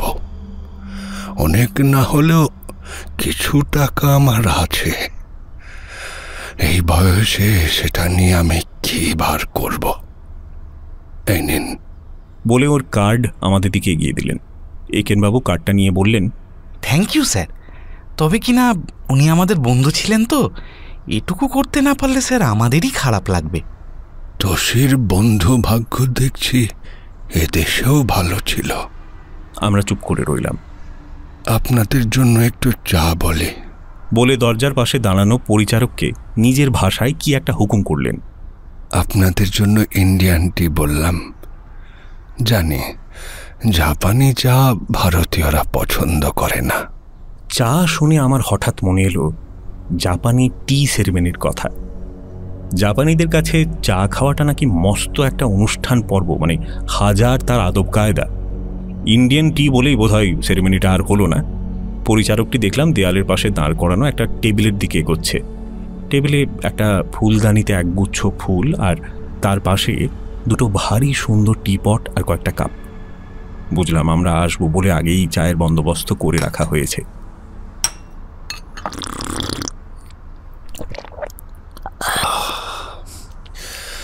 আমি এতদিন নিউ ইয়র্ক আসতাম দুটো আকর্ষণে, একটা তোষি আর একটা প্রাইসলেস বুদ্ধ। তোষিকে আমি জন্মাতে দেখেছি, আর প্রাইসলেস বুদ্ধের কথা শুনে এসেছি আমার জন্ম থেকে। দুটো আকর্ষণের কোনোটাই আর রইল না। বোঝাই যাচ্ছে বৃদ্ধ মানসিকভাবে বেশ বিধ্বস্ত। মিস্টার মাতসুওকা বলে চললেন, তোষিকে আর কোনোদিন পাবো না। সে স্বেচ্ছায় চলে গেছে। কেন গেল অবশ্য জানতে পারলাম না। সে দুঃখ কোনোদিন যাবে না আমার। তবে হ্যাঁ, আমার একমাত্র আশা আপনারা প্রাইসলেস বুদ্ধকে খুঁজে বার করবেন। মরার আগে আমি আরেকবার ওটাকে এসে দেখে যেতে চাই। আমরা কিছুক্ষণ কোনো কথা বললাম না। একেনবাবুই প্রথম মুখ খুললেন। আপনি স্ট্যাম্প খুব ভালোবাসেন, তাই না স্যার? বৃদ্ধ শুধু একটু তাকালেন, বলার প্রয়োজন নেই, দৃষ্টিতেই উত্তরটা স্পষ্ট। তারপর বললেন, তোষিকে হাতে ধরে আমি স্ট্যাম্প চিনতে শিখিয়েছিলাম। অবশ্য ওর জমানোর দিকে ঝোঁক ছিল না, ও ছিল স্ট্যাম্পের জহুরি। আপনি নিজে বোধহয় স্যার স্ট্যাম্প জমান? তা জমাই, বলতে পারেন ওটাই আমার একমাত্র নেশা। প্রাইসলেস বুদ্ধের দাম পত্রিকায় দেখলাম প্রায় $20,000। আমি তো ভাবতেই পারি না যে স্ট্যাম্পের দাম এত হয় কি করে। প্রমথটা একটা গাড়ল। যে ভদ্রলোক প্রাইসলেস বুদ্ধ এত ভালোবাসেন তার সামনে কথাটা এইভাবে কখনো বলা উচিত? মিস্টার মাতসুওকা অবশ্য খুব শান্তভাবেই উত্তর দিলেন, স্ট্যাম্পের দাম সব আমাদের মনে। আপনি 20,000-এর কথা বলছেন। পৃথিবীর সবচেয়ে দামি স্ট্যাম্প হল ব্রিটিশ গায়ানার 1 সেন্ট ম্যাজেন্টা, $1 মিলিয়ন। সেও প্রায় 1 যুগ আগের দাম। মাই গড, এত টাকা দিয়ে কে কিনলো? কেউ জানে না। উত্তরটা শুনে আমি আরো অবাক হলাম। $1 মিলিয়ন খরচা করে একজন স্ট্যাম্পটা কিনেছে, অথচ কেউ তার নাম জানে না। এটা একটা বিশ্বাসযোগ্য কথা হলো? আমার মনের ভাবটা বুঝতে পেরে মিস্টার মাতসুওকা বললেন, স্ট্যাম্পের জগতে এগুলো আকছার হয়। কালেক্টররা নিজেদের নাম গোপন রেখে এজেন্টকে দিয়ে নিলামে স্ট্যাম্প কেনেন, কিনে সেগুলোকে সিন্ধুকে বন্ধ করে রাখেন। এইভাবে কত ভালো ভালো স্ট্যাম্প সবার সামনে থেকে অদৃশ্য হয়ে গেছে। এরকম খ্যাপামির কারণ আমি ঠিক বুঝলাম না, আর কারণ যদি কিছু থেকেও থাকে সেটা আর জানা হলো না। তার আগেই প্রমথ প্রশ্ন করল, আচ্ছা, 1 সেন্ট মেজেন্টার আর কোনো কপি নেই? না, সবাইকে এখন ওটার ছবি দেখেই সন্তুষ্ট থাকতে হবে। এই প্রাইসলেস বুদ্ধের কি কোনো কপি আছে স্যার? শুধু একটাই থাকার কথা, কিন্তু আজও আমি খুঁজে পাইনি। সেটাও কি স্যার কেউ কিনে লুকিয়ে রেখেছেন? যতদূর মনে হয় না, ওটা কোনো দিনই নিলামে ওঠেনি। আমি কিন্তু স্যার একটু কনফিউজড। কেন বলুন তো? আপনি স্যার বলছেন স্ট্যাম্পের আরেকটা কপি ছিল, কি করে আপনি এত শিওর হলেন? তার কারণ স্ট্যাম্পের অন্য কপিগুলো আমাদের সম্রাটের আদেশে ধ্বংস করে ফেলা হয়েছিল। এবার শুধু একেন বাবু নয়, আমরা সবাই কনফিউজড। বুঝতে পারছি কথাটা শুনে আপনারা খুব অবাক হচ্ছেন, কারণ প্রাইসলেস বুদ্ধের ইতিহাসটা আপনারা কেউ জানেন না।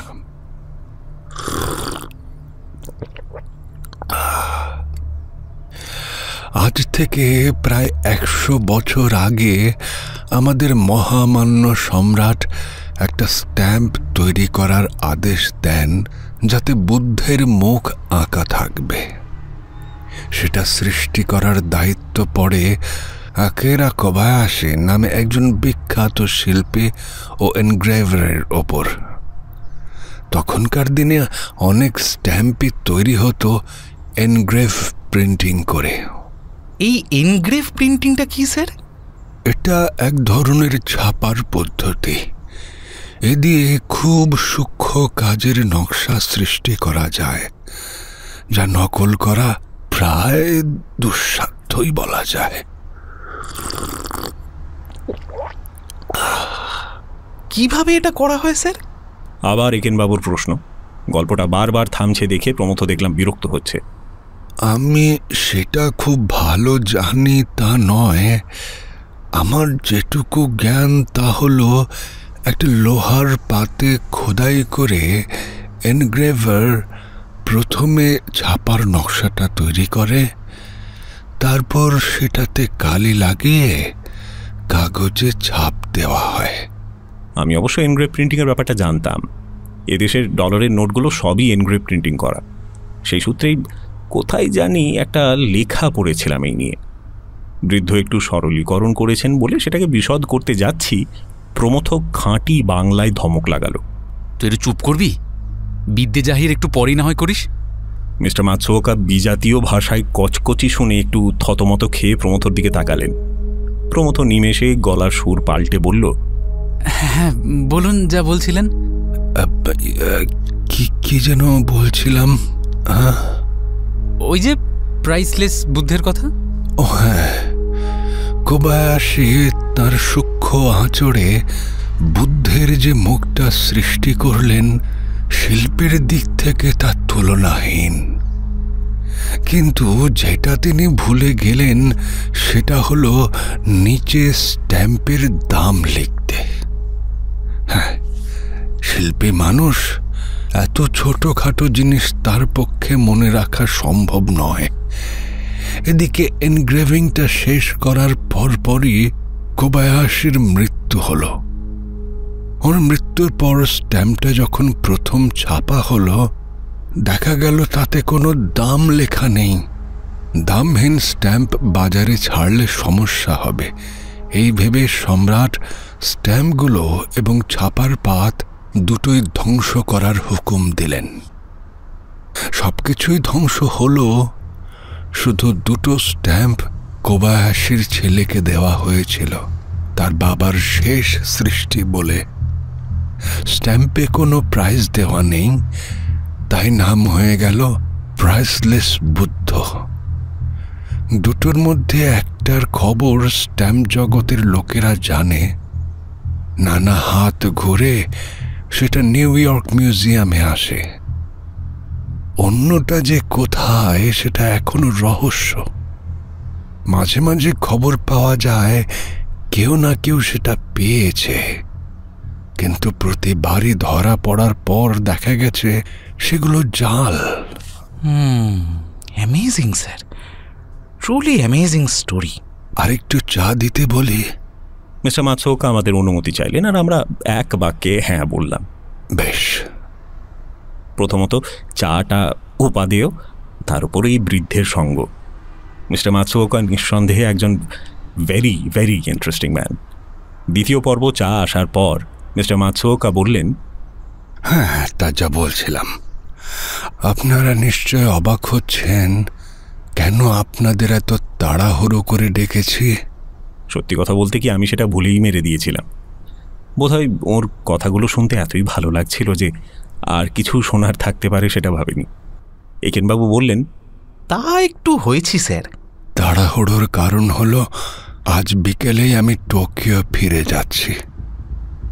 তবে এটা ঠিক, শুধু এগুলো বলার জন্য আপনাদের ডাকিনি। যদিও স্ট্যাম্পের ইতিহাস নিয়ে কথা বলতে আমি যা আনন্দ পাই তার কিছুতে পাই না।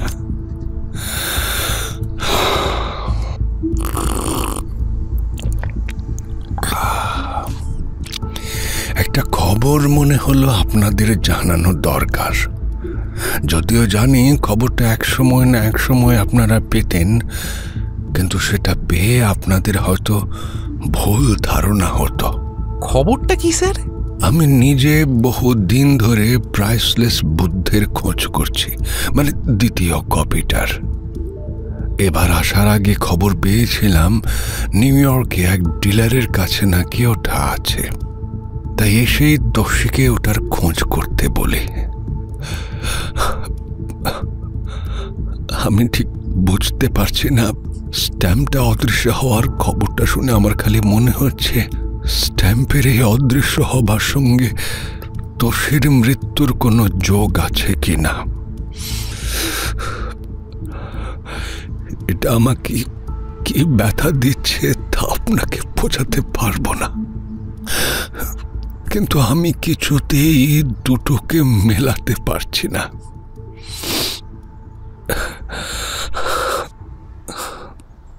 আমার খুব খারাপ লাগলো। মনে হলো এ দুটোর সঙ্গে হয়তো কোনো যোগই নেই, অথচ কি ভীষণ কষ্ট পাচ্ছেন বৃদ্ধ। একেনবাবু প্রশ্ন করলেন, দোষীর সঙ্গে আপনার শেষ কবে কথা হয়েছিল স্যার? বুধবার, কিন্তু ফোনে। আমি হিউস্টনে গিয়েছিলাম একটা কাজে, সোমবার সকালে ফিরেছি। তখন স্ট্যাম্প নিয়ে কি কোনো কথা হয়েছিল?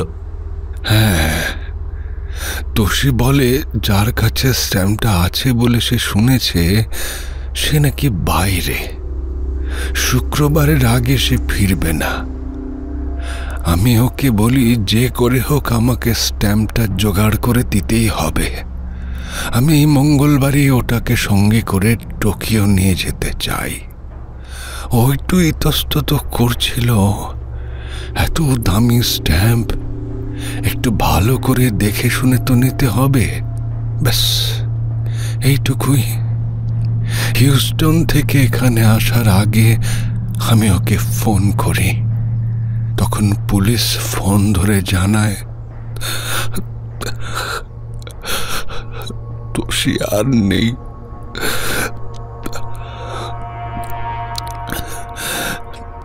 স্ট্যাম্প ডিলারটির নাম কি আপনাকে উনি বলেছিলেন?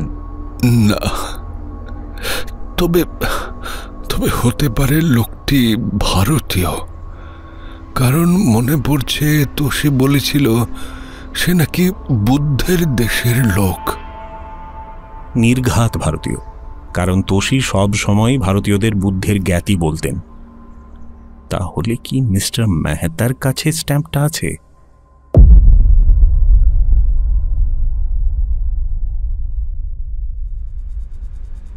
কলেজ থেকে ফিরে দেখি প্রমথর সঙ্গে একেনবাবু আমার জন্য অপেক্ষা করছেন। এই তো ভাগ্যিস এসে গেলেন স্যার, নইলে আপনাকে ছাড়াই যেতে হতো। কোথায় যাবার কথা বলছেন? মিস্টার মেহতার কাছে স্যার। ওর সঙ্গে একটা অ্যাপয়েন্টমেন্ট করেছেন প্রমথবাবু। প্রাইসলেস বুদ্ধের ব্যাপারটাতে যদি একটু এগোনো যায়, আর সেই সঙ্গে আমার স্ট্যাম্পটা আর কি। এই শুনুন মশাই, আপনি যদি ফের ওই স্ট্যাম্পের কথা তোলেন তাহলে আমি যাচ্ছি না। একেনবাবু বোধহয় একটু ঘ্যানঘ্যানানির প্ল্যান করছিলেন। প্রমথ সেটা অঙ্কুরে বিনাশ করার জন্য বলল, না, আমি সিরিয়াসলি বলছি, no more high school stamp business. ঠিক আছে স্যার, ঠিক আছে। মোহন মেহতার ট্রাভেল এজেন্সিতে আমি বার কয়েক গিয়েছি, কিন্তু ওর এই দোকানটাতে আগে কখনো ঢুকিনি। দোকানটা একই বিল্ডিংয়ে 3 তলায় একটা বড় ঘর জুড়ে। বাইরে পেতলের ফলকে লেখা Mehta stamp and coin company. কাঁচের শোকেসে নানা দেশের টাকা পয়সা আর স্ট্যাম্প সাজানো। একদিকে দেয়াল ঘেঁষে একটা বড় সাইজের ডেস্ক, তার সামনে কিছু চেয়ার, একটু দূরে দেয়ালের সঙ্গে লাগানো একটা মস্ত বড় ভল্ট। শোকেসের জিনিসগুলো যে খেলো তা নয়, কিন্তু অনুমান করলাম যে সত্যিকারের মূল্যবান যা কিছু তা নিশ্চয়ই ওই ভল্টের মধ্যে রাখা। মোহন মেহতা আমাদের জন্য অপেক্ষা করছিলেন। তিনি আমাদের অভ্যর্থনা জানালেন, তারপর একেনবাবুকে দেখিয়ে বললেন, সেদিন জানতে পারলাম ইনি সিরিয়াস স্ট্যাম্প কালেক্টর। তো আপনাদেরও স্ট্যাম্পে উৎসাহ আছে নাকি? হ্যাঁ, না না, আমরা এসেছি শুধু ওকে সঙ্গ দিতে। তা ভালো করেছেন, ভালো করেছেন। তো এক কাজ করুন, এখানটা বসুন বসুন। হ্যাঁ, এবার বলুন বলুন দেখি, কিসে আপনার ইন্টারেস্ট? আমি ঠিক শিওর নই স্যার, আসলে তোষির মৃত্যুটা নিয়ে আমি একটু কনফিউজড। উত্তরটা মিস্টার মেহতা মনে হয় একেবারেই কল্পনা করেননি। বিষয়টা চেপে বললেন, শুধু আপনি কেন মিস্টার সেন, আমরা সবাই confused. He was a gem of a chap. Right sir, ভালো ভালো লোকেরাই কেমন জানি চট করে চলে যান। বলে একেনবাবু আচমকা থেমে গেলেন। মিস্টার মেহতা কয়েক সেকেন্ড অপেক্ষা করার পর বললেন, আপনি নিশ্চয়ই ঠিক এ কথাটা বলার জন্য এত দূর আসেননি? না স্যার, আমি যে কেন এসেছি আমার নিজেরই গুলিয়ে যাচ্ছে স্যার। এই প্রাইসলেস বুদ্ধের ব্যাপারটাই ধরুন, এটাও কি কম কনফিউজিং? প্রাইসলেস বুদ্ধ মানে মিউজিয়াম থেকে চুরির ঘটনাটা বলছেন? Exactly sir. এর মধ্যে কনফিউশনের কি আছে? না মানে মিস্টার তোষির এই আকস্মিক মৃত্যু আর প্রায় একই সঙ্গে চুরি। যাকে স্যার, ও হ্যাঁ মনে পড়েছে, আমি এসেছিলাম খোঁজ নিতে আপনার কাছে এই প্রাইসলেস বুদ্ধের কি কোনো কপি আছে? হ্যাঁ তা আছে, তবে ওটা কিন্তু মিউজিয়াম থেকে চুরি করা নয়। কি যে বলেন স্যার, ছি ছি ছি, আমি সেভাবে বলিনি। আসলে আমার প্রশ্ন করা উচিত ছিল মিস্টার তোষি ওর মৃত্যুর আগে আপনার কাছে স্ট্যাম্পটার খোঁজে এসেছিলেন কি না। আপনি কোত্থেকে খবর পেয়েছেন জানি না, কিন্তু খবরটা ঠিক। তোষি স্ট্যাম্পটা খোঁজ করেছিলেন। ব্যাপারটা কি একটু খুলে বলবেন স্যার? বিশদ করে বলার মতো কিছুই নেই। আসলে তোষি আমাকে কয়েকদিন আগে ফোন করে জানান যে ওর পরিচিত একজন ভদ্রলোক ওই প্রাইসলেস বুদ্ধের খোঁজ করছেন, বা আমি স্ট্যাম্পটা বিক্রি করতে রাজি আছি কিনা। আমি বললাম উচিত দাম পেলে নিশ্চয়ই বিক্রি করব, কেনা বেচাই তো আমার ব্যবসা নাকি। উনি কবে ফোন করেছিলেন স্যার? কবে দাঁড়ান একটু ভাবি, শনিবার, রাইট শনিবার সকালে। তারপর প্রথমে কথা ছিল তোষি আমার এখানে স্ট্যাম্পটা দেখতে আসবেন ওই সন্ধে 8টা নাগাদ। 8টার একটু আগে আমি দোকানে এসে আনসারিং মেশিনে তোষির মেসেজ পাই উনি কোবাই রেস্টুরেন্টে যাচ্ছেন, আমিও যেন সেখানেই যাই। কোবাইটা কোথায় স্যার? ঠিক কোথায় বলতে পারবো না, তবে এইটুকু জানি হোবোকেনে। তোষি অবশ্য ডিরেকশনটা মেসেজে রেখেছিলেন, বেশ ঘুরপথ, তবে আমার আর যাওয়া হয়নি। সে কি স্যার, পথ হারালেন নাকি? আরে না না, তা নয়, আসলে বেরোতে গিয়েই গাড়িটা গড়বড় শুরু করলো। তখন কোবাইয়ে ফোন করে বলি যে তোষি এলে ওকে জানাতে আমি দোকানে ওর জন্য অপেক্ষা করে থাকবো, উনি যেন চলে আসেন। আচ্ছা স্যার, বুঝলাম। আচ্ছা, মিস্টার তোষির এখানে আসার কথা ছিল, হঠাৎ না এসে আপনাকে কোবাইয়ে যেতে বললেন কেন? দেখুন, এর সঠিক উত্তর জানা অসম্ভব, তবে আমি জানি তোষি কোবাইয়া খেতে খুব ভালোবাসতেন। আমি কোনোদিন জাপানি রেস্টুরেন্টে যাইনি শুনে বলেছিলেন একদিন ওখানে নিয়ে গিয়ে আমাকে খাওয়াবেন। উনি কি কোবাই থেকে আপনার এখানে আসেন? না, ওর সঙ্গে আমার আর দেখা বা কথা হয়নি। উনি কোবাই থেকে আপনাকে ফোন করেননি? যদি করেও থাকেন, কোনো মেসেজ রাখেননি। আমি বেশ কিছুক্ষণ এখানে ছিলাম না, গাড়িটা মেকানিক সারাচ্ছিল, সেখানেই ঘোরাঘুরি করছিলাম। আপনি এখানে আবার কখন আসেন স্যার? তা প্রায় ওই 8:30। আপনি শিওর মিস্টার তোষি এর মধ্যে আপনার এখানে আসেননি? তোষি যা ডিরেকশন দিয়েছিলেন তাতে এখান থেকে কোবাই অন্তত 40 মিনিটের পথ। আমি নিশ্চিত উনি আসেননি। আপনি কি জানেন স্যার উনি কোবাইয়ে গিয়েছিলেন কিনা? না, আমার কোনো ধারণাই নেই।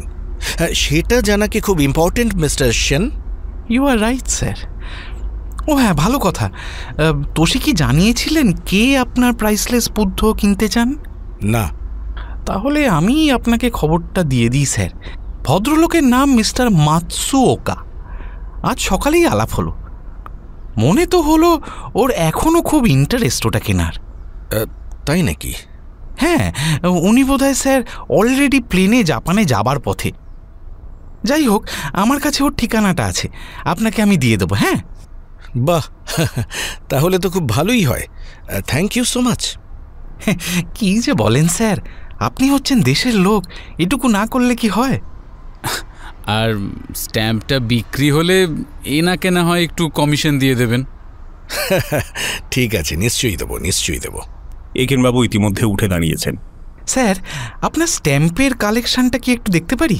হ্যাঁ, নিশ্চয়ই, আসুন আসুন। বলে শোকেসের সামনে নিয়ে গিয়ে আমাদের ঘুরে ঘুরে স্ট্যাম্প দেখাতে লাগলেন।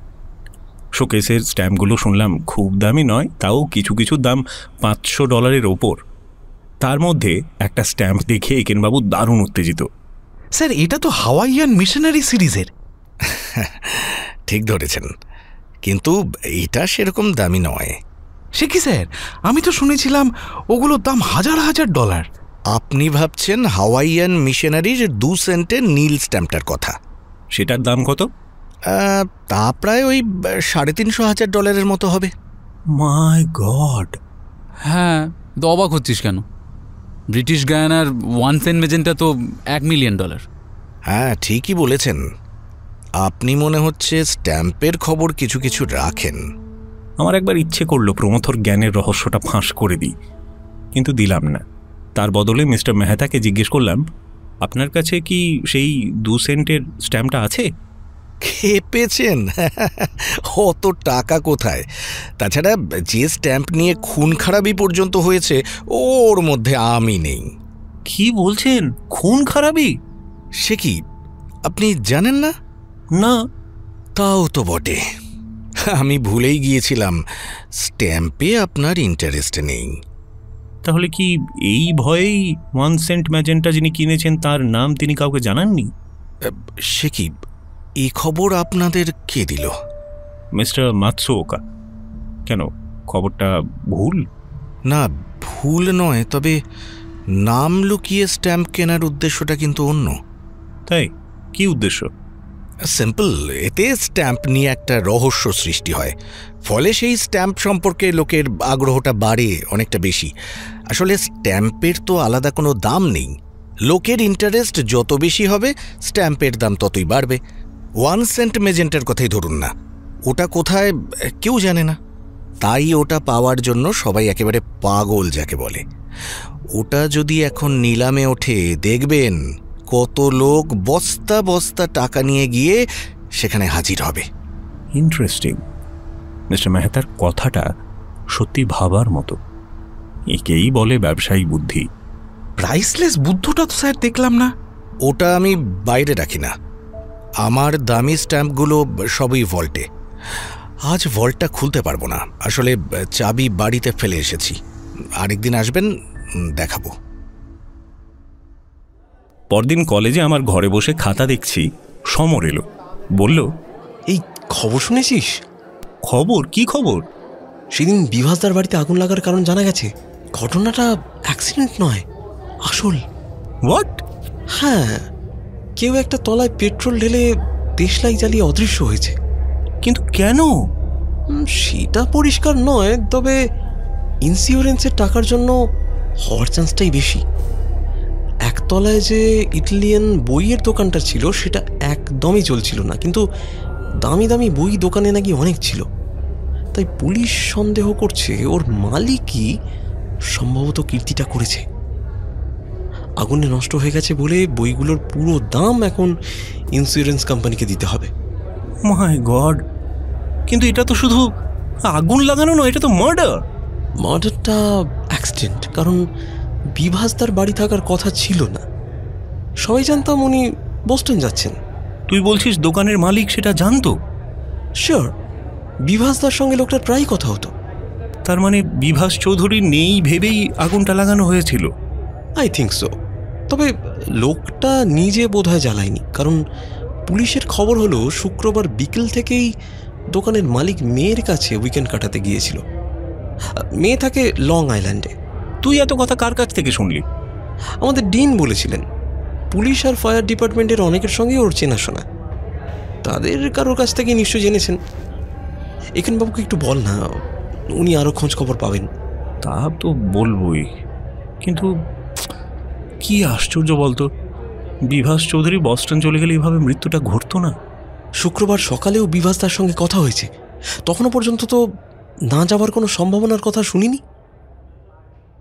বিকেলে বাড়ি ফিরে দেখি একেনবাবু খুব মন দিয়ে the world of encyclopedia of stamps পড়ছেন। আমি একটু ঠাট্টা করে বললাম, কি ব্যাপার একেনবাবু, আপনি যে প্রাইসলেস বুদ্ধের খোঁজ করতে গিয়ে ছোটোখাটো রিসার্চ শুরু করে দিয়েছেন। ফ্যাসিনেটিং বই স্যার, মনটাকে একেবারে ধরে রাখে। তা বুঝলাম, কিন্তু স্ট্যাম্প থেকে মনটা সরিয়ে এবার আপনাকে আরেকটা জিনিসের খোঁজ করতে হবে। ওকে সমরের খবরগুলো জানাতে যাচ্ছি, দেখলাম ইতিমধ্যেই সব কিছু ওর কানে পৌঁছেছে। আর শুধু পৌঁছানো নয়, উনি স্যাল বেত্র, যিনি সেই ইটালিয়ান বইয়ের দোকানের মালিক, তার সঙ্গে কথাও বলে এসেছেন। আমি জিজ্ঞেস করলাম, স্যাল বেত্রকে পুলিশ অ্যারেস্ট করেনি? না না স্যার, অ্যারেস্ট করবে কেন, একটু জিজ্ঞাসাবাদ করছে শুধু। আসলে স্যার, এদেশে দোকানে আগুন লাগলে সন্দেহ জাগে মালিকের ওপরে, তবে এক্ষেত্রে মোটিভটা স্ট্রং নয়। এটা কেন বলছেন? কারণ ভদ্রলোকের দোকানটার দরকার ছিল, টাকার নয়। তার মানে? মিস্টার বেত্রর বয়স প্রায় 70, কোটিপতি মানুষ, নিউ ইয়র্ক শহরেই ওর 3-3টে বাড়ি, বই পাগল লোক। বইয়ের দোকানটাই ছিল ওর একমাত্র নেশা। সেই জন্য আর কাউকে না পাঠিয়ে উনি নিজে প্রতিদিন ওখানে বসতেন। তাহলে আগুনটা লাগালো কে? সেটা একটা পাজল স্যার। পুলিশের থিওরি হলো এটা মিস্টার বেত্রর কোনো শত্রুর কাজ। মিস্টার বেত্রকে আজ যা দেখলাম তাতে সেই শত্রুর খুবই আনন্দ হওয়ার কথা। ভদ্রলোক খুব ভেঙে পড়েছেন। বইয়ের শক্ত বটেই, তাছাড়া বিভাস চৌধুরীকেও তিনি খুব পছন্দ করতেন মনে হলো। পুলিশের থিওরির কথা তো বললেন আপনি, আপনার নিজের কোনো থিওরি আছে? না স্যার, আমার মনে হয় এটাই এখনো পর্যন্ত বেস্ট থিওরি। তবে কি না, মানুষ আগেও ধোঁকা দিয়েছে। একটু বুঝিয়ে বলবেন কথাটা প্লিজ? আপনিও তো দেখছি রহস্যের সৃষ্টি করছেন। না মানে স্যার, এই মিস্টার বেত্রর কথা ভাবছিলাম। ভালো কথা, এই প্রমথবাবুকে দেখছি না তো। প্রমথ বহু বছর বাঁচবে। একেনবাবুর কথা শেষ হতে না হতেই ও ঘরে ঢুকল। আবার আমাদের এক প্রস্থ আলোচনা হলো। প্রমথ একটা বেশ ইন্টারেস্টিং পয়েন্ট তুলল।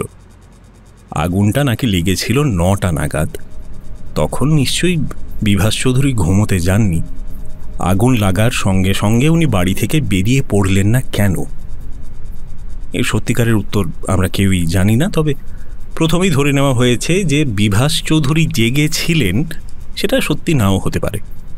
তাছাড়া যদি অনেক পেট্রোল ঢালা হয়ে থাকে, তাহলে তার সাথে বাড়ির কাঠ আর বইয়ের কাগজ, এই 3টের কম্বিনেশনে আগুন একেবারে দাও দাও করে উঠেছিল।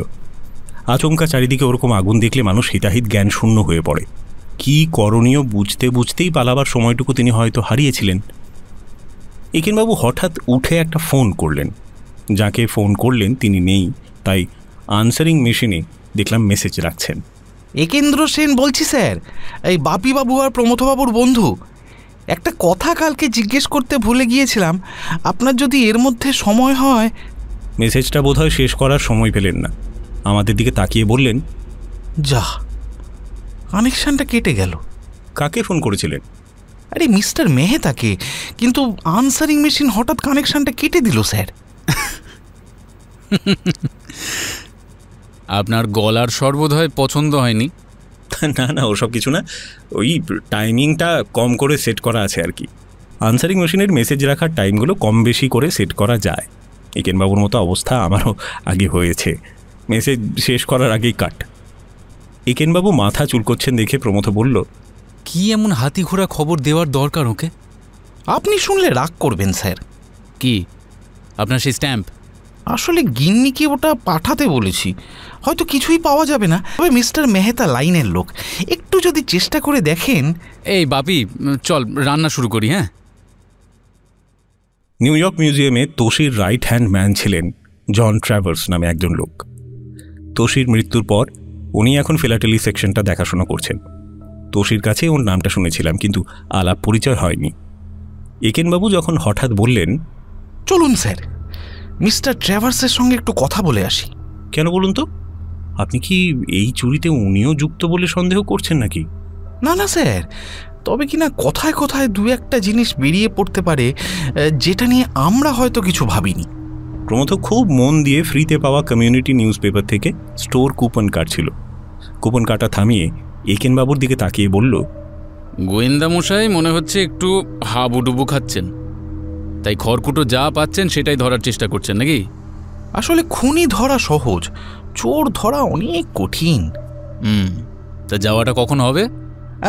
এই আপনাদের যখন সুবিধে, আমি সেই মতো মিস্টার ট্র্যাভার্সকে ফোন করব। ঠিক হলো, বিকেল 3টে নাগাদ যাব। আমার তখন ক্লাস নেই। প্রমথ বলল ওই সময় ওরও ল্যাব ফাঁকি দিতে কোনো অসুবিধে হবে না। এরপর অবশ্য সব নির্ভর করছে মিস্টার ট্র্যাভার্সের ওপর, ওর তখন সময় থাকবে কি না। 2:30 নাগাদ আমরা কলেজ থেকে রওনা দিলাম। পথে মিস্টার মেহতা ট্রাভেল এজেন্সি পড়ে, সেখানে গাড়িটা থামানোর জন্য একেনবাবু একটু বায়না ধরেছিলেন, কিন্তু কারণটা জানি তাই আমি আর প্রমথ পাত্তা দিলাম না। তাছাড়া এ সময় ওখানে পার্কিং পাওয়া খুব কঠিন। ভাগ্যিস থামিনি, না থেমেও গাড়ির ভিড়ে মিউজিয়ামে পৌঁছতে পৌঁছতে প্রায় 3টে বাজল। জন ট্র্যাভার্স আমাদের জন্য অপেক্ষা করছিলেন। লম্বা পাতলা চেহারার শ্বেতাঙ্গ আমেরিকান, চোখে মোটা লেন্সের চশমা, উস্কো খুস্কো ব্লন্ড চুল কপালের ওপর এসে পড়েছে, জিন্স, স্নিকার, টি শার্ট, একেবারে অ্যানথ্রোপোলজিস্ট মার্কা চেহারা। ঘরটা তোষির মাসখানেক আগে যেরকম দেখেছিলাম ঠিক সেরকমই আছে, শুধু তোষি নেই। কেমন একটু অদ্ভুত লাগলো। কিছু কিছু আমেরিকান আছে যাদের ব্যবহার এত সুন্দর আর স্বচ্ছ, অল্পক্ষণের মধ্যেই মনে হয় বহু দিনের চেনা। খেয়াল হয়নি কখন হ্যালো হাউ আর ইউ ছেড়ে আড্ডা মারতে শুরু করেছি। জন ও তোষির মতো বিদগ্ধ অনেক দেশ ঘুরেছেন, ভারতবর্ষ সম্পর্কেও দেখলাম প্রচুর জ্ঞান। গল্পগুজবের ফাঁকে একেনবাবু প্রাইসলেস বুদ্ধের কথা তুললেন।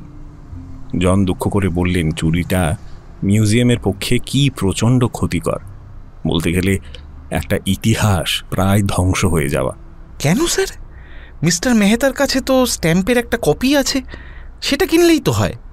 হ্যাঁ, তা অবশ্য হয়। মনে হচ্ছে স্যার এটাতে একটু কিন্তু কিন্তু আছে। আপনি ঠিকই ধরেছেন। আসলে এসব ব্যাপারে একাধিক সমস্যা। প্রথমত, ইন্স্যুরেন্স থাকলেও প্রাইসলেস বুদ্ধের ক্ষতিপূরণের টাকা পেতে পেতে বহুদিন লাগবে। শেষ পর্যন্ত যখন পাওয়া যাবে তখন তা দিয়ে মিস্টার মেহতার স্ট্যাম্প কিনতে পারা যাবে কিনা যথেষ্ট সন্দেহ। তাছাড়া আমরা তো চোখ বুঝে কোনো স্ট্যাম্প কিনতে পারি না। অথেন্টিসিটি মানে আসল নকল বিচারের ব্যাপারও আছে। সেটা কি খুব বড় সমস্যা স্যার? কিসের কথা বলছেন? অথেন্টিসিটি? হ্যাঁ, সেটা সবসময় সমস্যা। আর্ট বলুন, স্ট্যাম্প বলুন, অ্যান্টিক বলুন, সব কিছুতেই এত জাল জচ্চুরি। আমি অবশ্য মিস্টার মেহতার সম্পর্কে কিছু বলছি না। না না স্যার, তা আমি বুঝতে পারছি। দাঁড়ান, একটা মজার জিনিস দেখাই। বলে জন $2 নোট ড্রয়ার থেকে বের করলেন।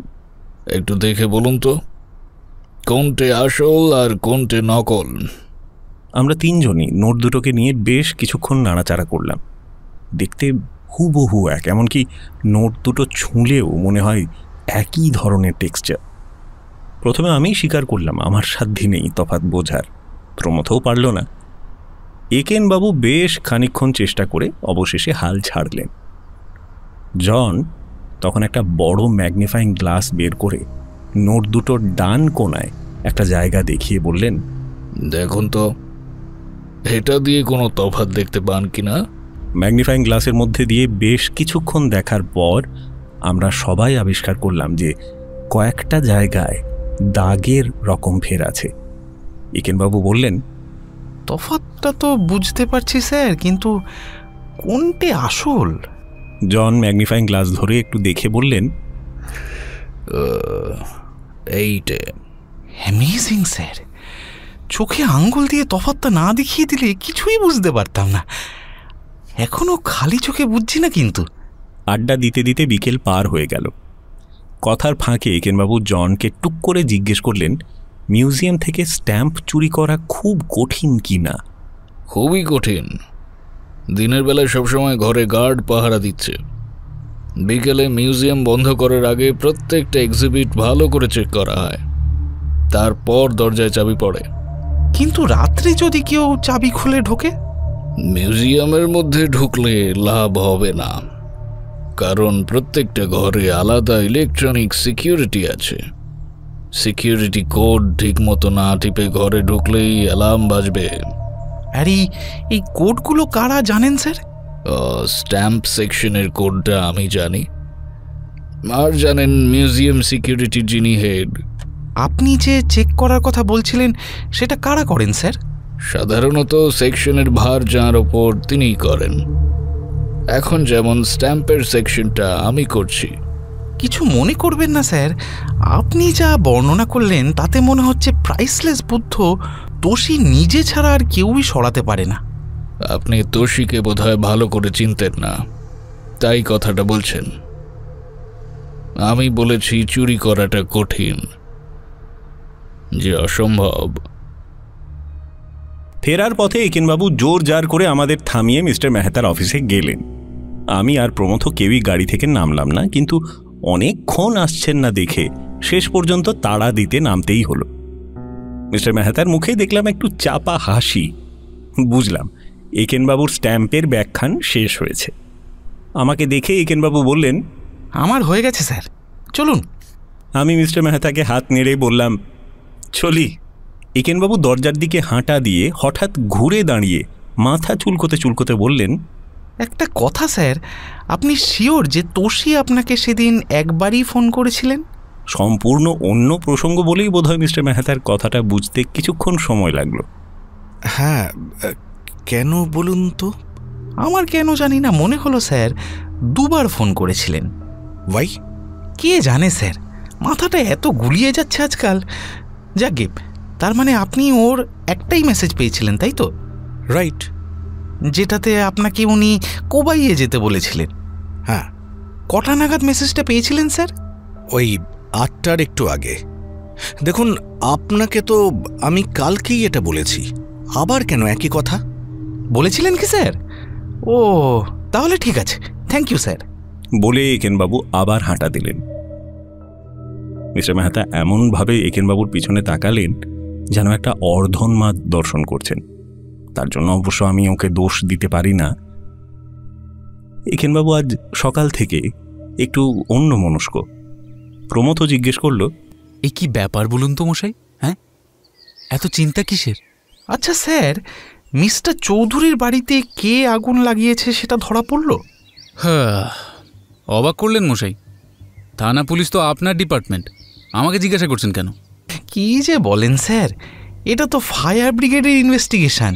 এই ব্যাপারটা নিয়ে সমরবাবু অনেক খোঁজ খবর রাখেন, আর সমরবাবু আপনার খুব বন্ধু বলে কথাটা মনে পড়ল আর কি।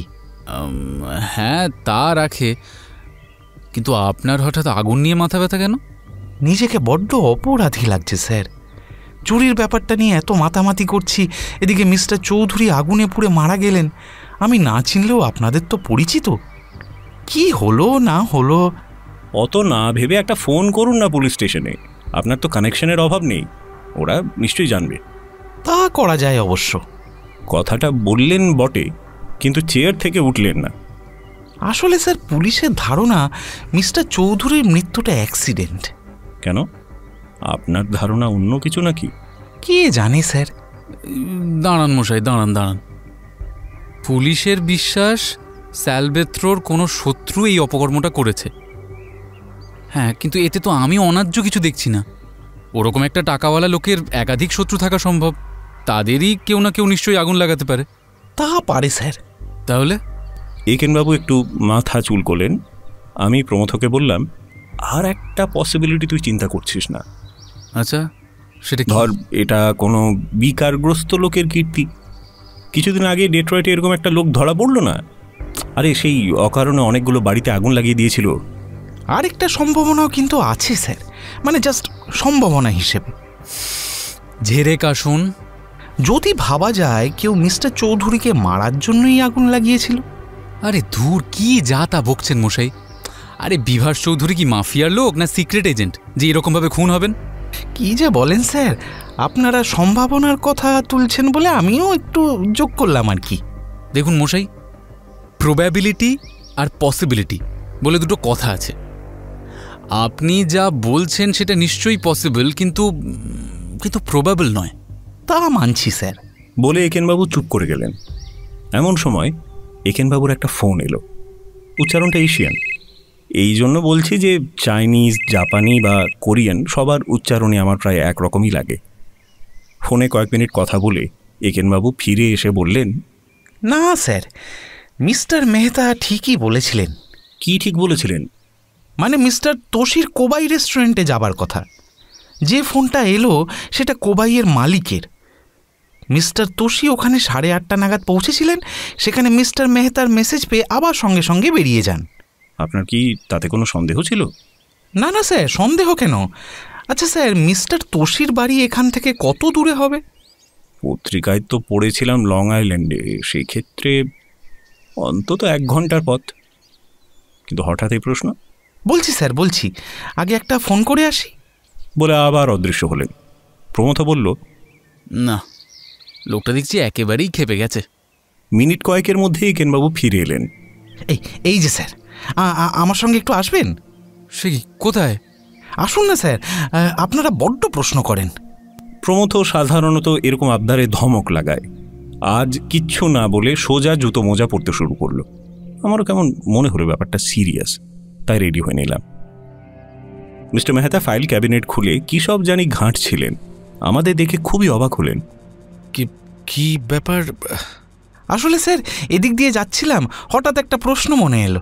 ভাবলাম আপনার কাছে এসে একটু ক্লিয়ার করেই যাই। খুব ডিস্টার্ব করলাম নাকি স্যার? ফাইল ক্যাবিনেটটা আস্তে করে বন্ধ করে দিলেন মিস্টার মেহতা। দেখুন, আমাকে এক জায়গায় যেতে হবে মিস্টার সেন, আজ একটু তাড়া আছে। জানি স্যার, আপনি হচ্ছেন বিজি ম্যান, আমি একদম সময় নেব না। বলে একেনবাবু ধপ করে একটা চেয়ারে বসে পড়লেন। মুখে খালি স্যার স্যার করলে কি হবে? কার্টেসি বস্তুটা যে কি সে সম্পর্কে কোনো ধারণাই একেনবাবুর নেই। থাকলে হুট করে এভাবে মিস্টার মেহতার এখানে আসতেনও না, আর এরকম অভ্যর্থনা পাওয়ার পর দুম করে এভাবে বসতেন না। বলা বাহুল্য, আমি আর প্রমথ দাঁড়িয়েই রইলাম। ডেস্কের উপর 2-1 কাগজ পড়েছিল। সেগুলোকে প্রথমে ড্রয়ারে ঢুকে চাবি লাগিয়ে ড্রয়ারটা বন্ধ হয়েছে কিনা পরীক্ষা করলেন মিস্টার মেহতা। তারপর রিস্ট ওয়াচটার দিকে এক পলক তাকিয়ে মিস্টার মেহতা বললেন, আমার হাতে কিন্তু 5 মিনিটেরও কম সময়। বলুন, কি জানতে চান?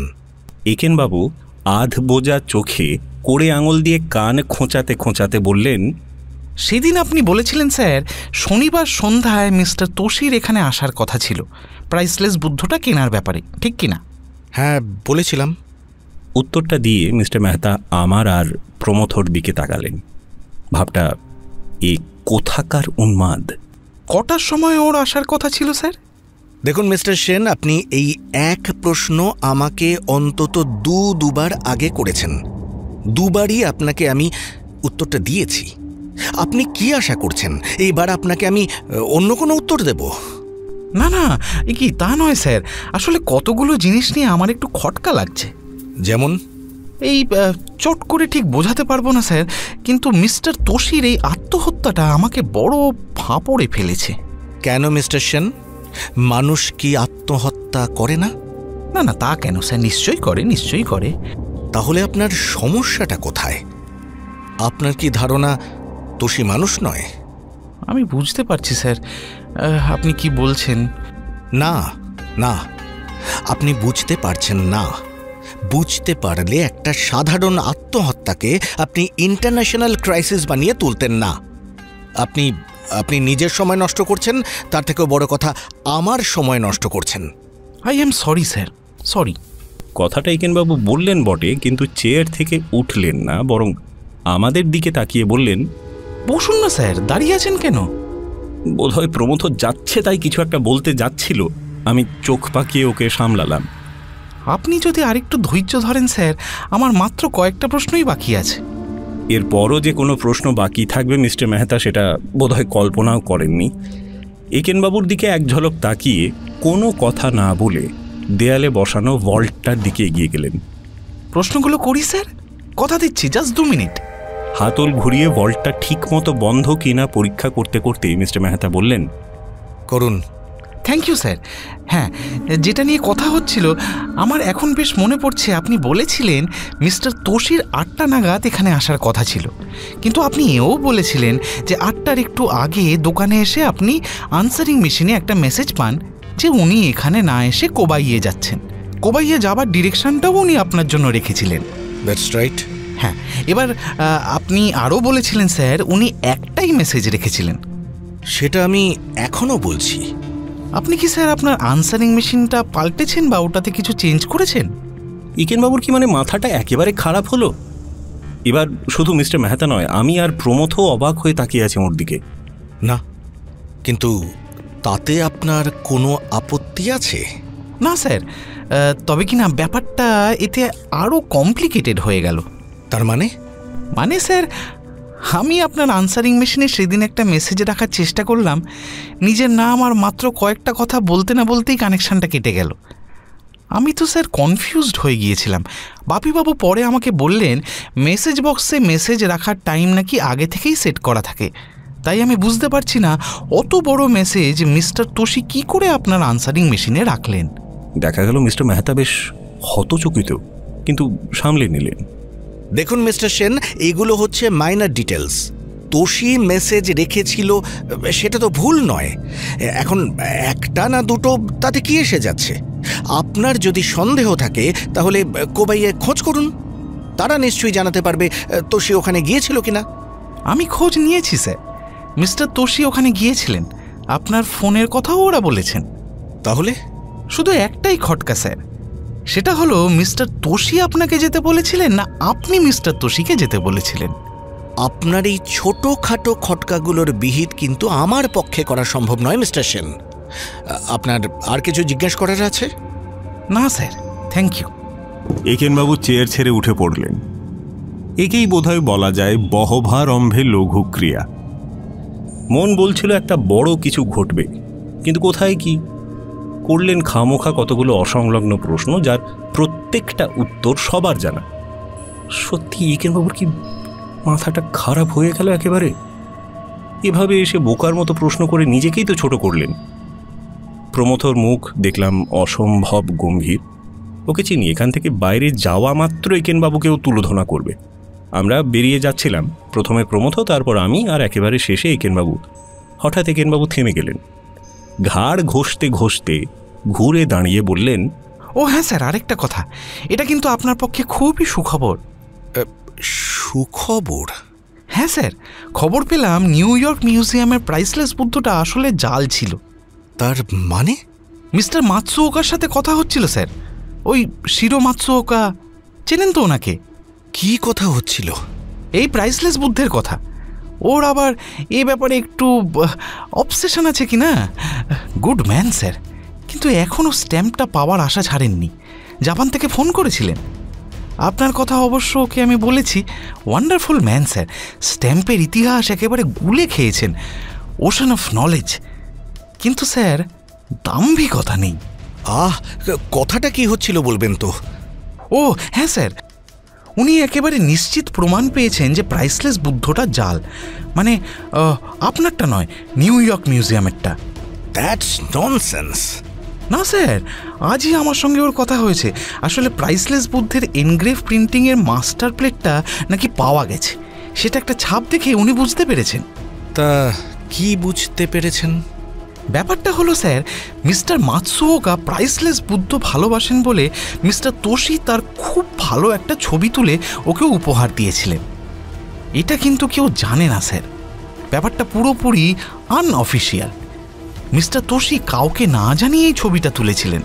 যাই হোক, উনি যখন মারাই গেছেন তখন লোকে জানলেই বা কি এসে গেল, ঠিক কিনা স্যার? তবে ছবিটা একেবারে দারুণ, মিস্টার মাতসুওকা দুধের স্বাদ অন্তত ঘোলে মিটেছে। কথাটা বলে একেনবাবু আচমকা কেমন জানি থেমে গেলেন। তারপর কি? হ্যাঁ স্যার, সেই ছবিটার সঙ্গে এনগ্রেভিং প্লেটের ছাপটা উনি মিলিয়ে দেখেছেন। সবগুলোই ঠিক, শুধু বুদ্ধের মুখের কয়েকটা আঁচড়ে একটু গণ্ডগোল আছে। অবশ্য আপনার তাতে ভালোই হলো স্যার, চোর এখন বমাল ধরা পড়লে আপনার স্ট্যাম্পটা সেই অদ্বিতীয়ই থেকে যাচ্ছে। একেনবাবুর শেষ কথাতে মিস্টার মেহতার উৎফুল্ল হবার কথা, কিন্তু উনি কীরকম জানি মিইয়ে গেছেন। একটা অনুরোধ আছে স্যার। কি? আপনার প্রাইসলেস বুদ্ধটা কি একবার দেখতে পারি? কেন? একটা জিনিস একটু পরীক্ষা করতাম স্যার। কি পরীক্ষা করবেন? মিস্টার মাতসুওকা বুদ্ধের থুতনির নিচে একটা খুব ছোট্ট দাগের কথা বলেছেন, সেটা মিউজিয়ামের স্ট্যাম্পটাতেও নেই। সেই দাগটা কীরকম সেটা একটু দেখতাম স্যার। স্ট্যাম্পটা এখানে নেই এখানে। ও, কোথায় আছে স্যার? আমার বাড়িতে। অত দামি স্ট্যাম্প স্যার এখানে আপনার ভল্টে না রেখে বাড়িতে রেখেছেন? কেন? তাতে আপনার কোনো আপত্তি আছে নাকি? না, তা নয় স্যার, তবে ব্যাপারটা একটু কমপ্লিকেটেড হয়ে গেল। কমপ্লিকেটেড মানে? তার মানে এখন আমাকে আপনার বাড়ি যেতে হবে স্ট্যাম্পটা দেখতে। Are you mad mister Sen? কেন স্যার? কেন সেটা আপনাকে বুঝিয়ে বলতে হবে? আপনার সমস্যাটা কি? কেন আমার সময় নষ্ট করছেন? না স্যার, আপনাকে ফাঁকি দেবার উপায় নেই, বরং সত্যি কথাটাই বলি। আসলে আমার একটু সন্দেহ হচ্ছে। সন্দেহ মানে কিসের সন্দেহ? আমার মনে হচ্ছে স্যার আপনি স্ট্যাম্পটা আমাকে দেখাতে চান না। ও গড, হোয়াট ননসেন্স! না স্যার, সিরিয়াসলি বলছি, আপনি বোধহয় ভয় পাচ্ছেন পাছে কিছু আবিষ্কার হয়ে যায়। ভয় পাবো কেন? হ্যাঁ, ভয় পাবো কেন? কি আবিষ্কার হবে? আমি কি স্ট্যাম্পটা চুরি করেছি নাকি? কথাটার কোনো উত্তর না দিয়ে হঠাৎ একটা সিগারেট ধরালেন নিকেতবাবু। ব্যাড হ্যাবিট স্যার, এখনো ছাড়তে পারলাম না।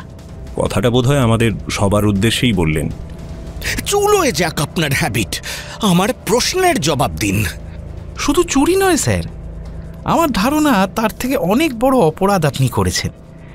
বিভাস চৌধুরী আগুনে পুড়ে মারা যাননি, তাকে হত্যা করা হয়েছে, আর হত্যাকারী হচ্ছেন আপনি। হোয়াট? প্রমথ আর আমি অবাক হয়ে দুজনে দুজনের দিকে তাকাচ্ছি। একেনবাবুর এই মূর্তি আমি আগেও দেখেছি। চোখে মুখে একটা গভীর আত্মপ্রত্যয়। উনি জানেন উনি যা বলছেন তার থেকে বড় সত্য আর কিছু হতে পারে না। এদিকে মিস্টার মেহতার মুখ দেখে আমি বুঝতে পারছি যে কোনো মুহূর্তে প্রলয় ঘটবে।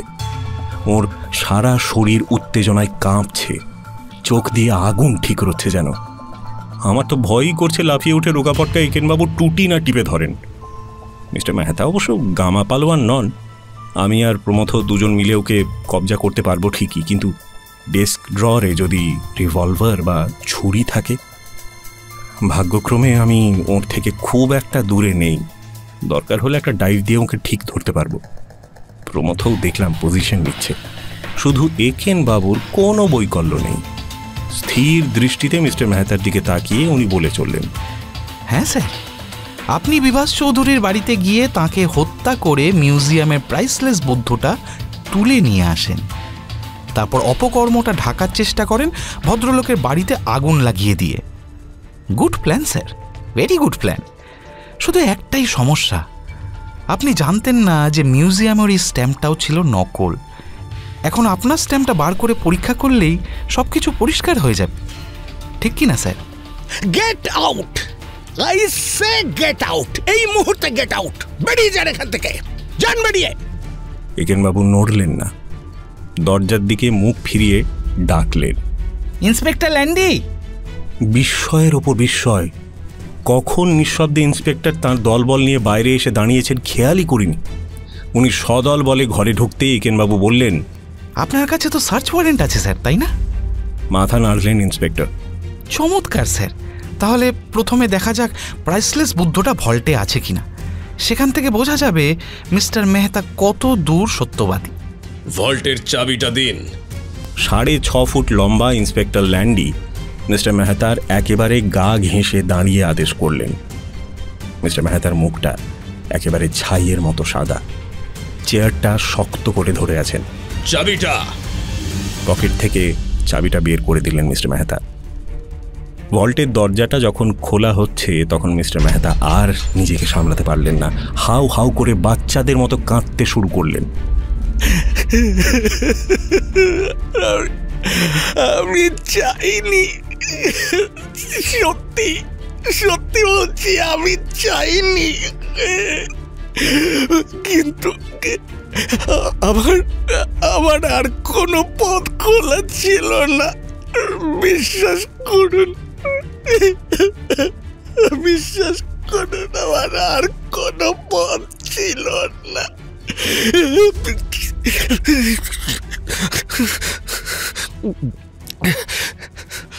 পুলিশ এখন তাদের কাজ শুরু করবে। এখন আমি আর প্রমথ ওখানে অবাঞ্ছিত। একেনবাবু বাড়ি ফিরলে ওর কাছ থেকে শুনতে হবে পুরো বৃত্তান্তটা।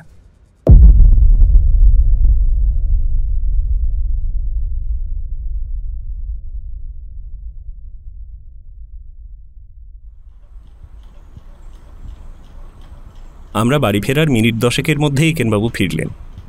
আমি না একেনবাবু পুরো কনফিউজড, ব্যাপারটা একটু পরিষ্কার করে বলুন না। আপনি কি করে বুঝলেন যে বিভাস চৌধুরীর মৃত্যুর সঙ্গে প্রাইসলেস বুদ্ধে যোগাযোগ আছে? পয়েন্টগুলো একটু সহজ করে বুঝিয়ে বলবেন যাতে ওই বাপির মাথায় ঢোকে। হ্যাঁ, নইলে পরে লেখার সময় ও কিন্তু উল্টোপাল্টা করে ফেলবে। কি যে বলেন স্যার, প্রফেসর মানুষ। হ্যাঁ, তো প্রফেসর হয়েছে বলে কি দিগ্গজ হতে হবে নাকি? যাক সে কথা, এবার বলুন তো চটপট।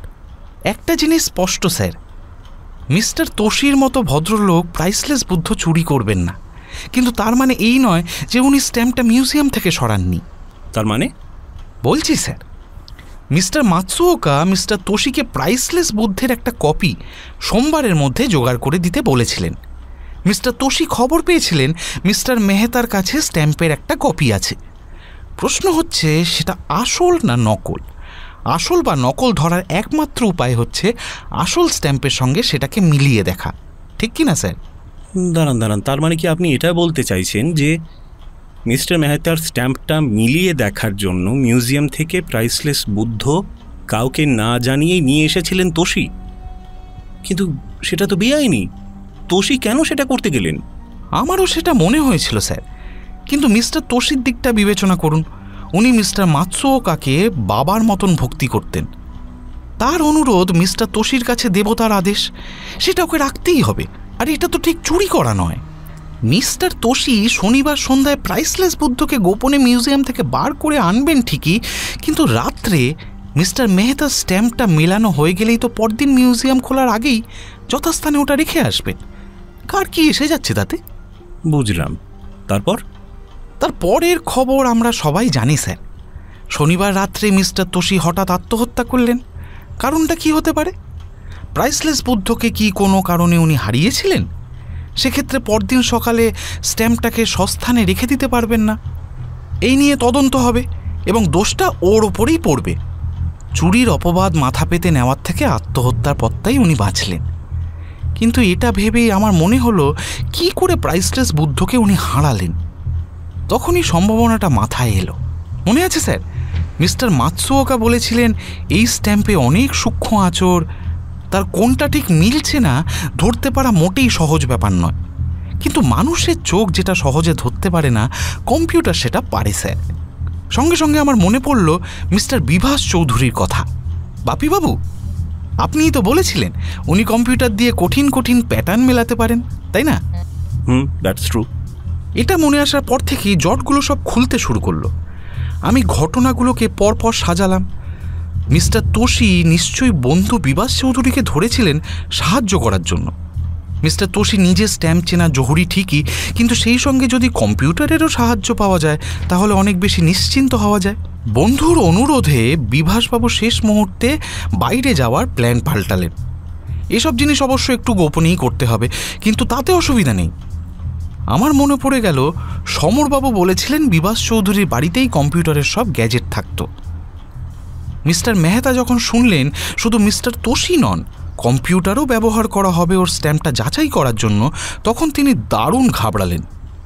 ওর স্ট্যাম্পটা যে জাল ছিল আমার কোনো সন্দেহ নেই, তবে উনি বোধহয় ভেবেছিলেন চোখের পরীক্ষায় ওটা উতরে যাবে। কিন্তু এখন তো মহা সমস্যা হলো। ওর জাল জোচ্চুরি সব ধরা পড়ে যাবে, আর যাবে এমন একজনের কাছে যার কথায় বড় বড় স্ট্যাম্প ডিলাররা উঠে বসে।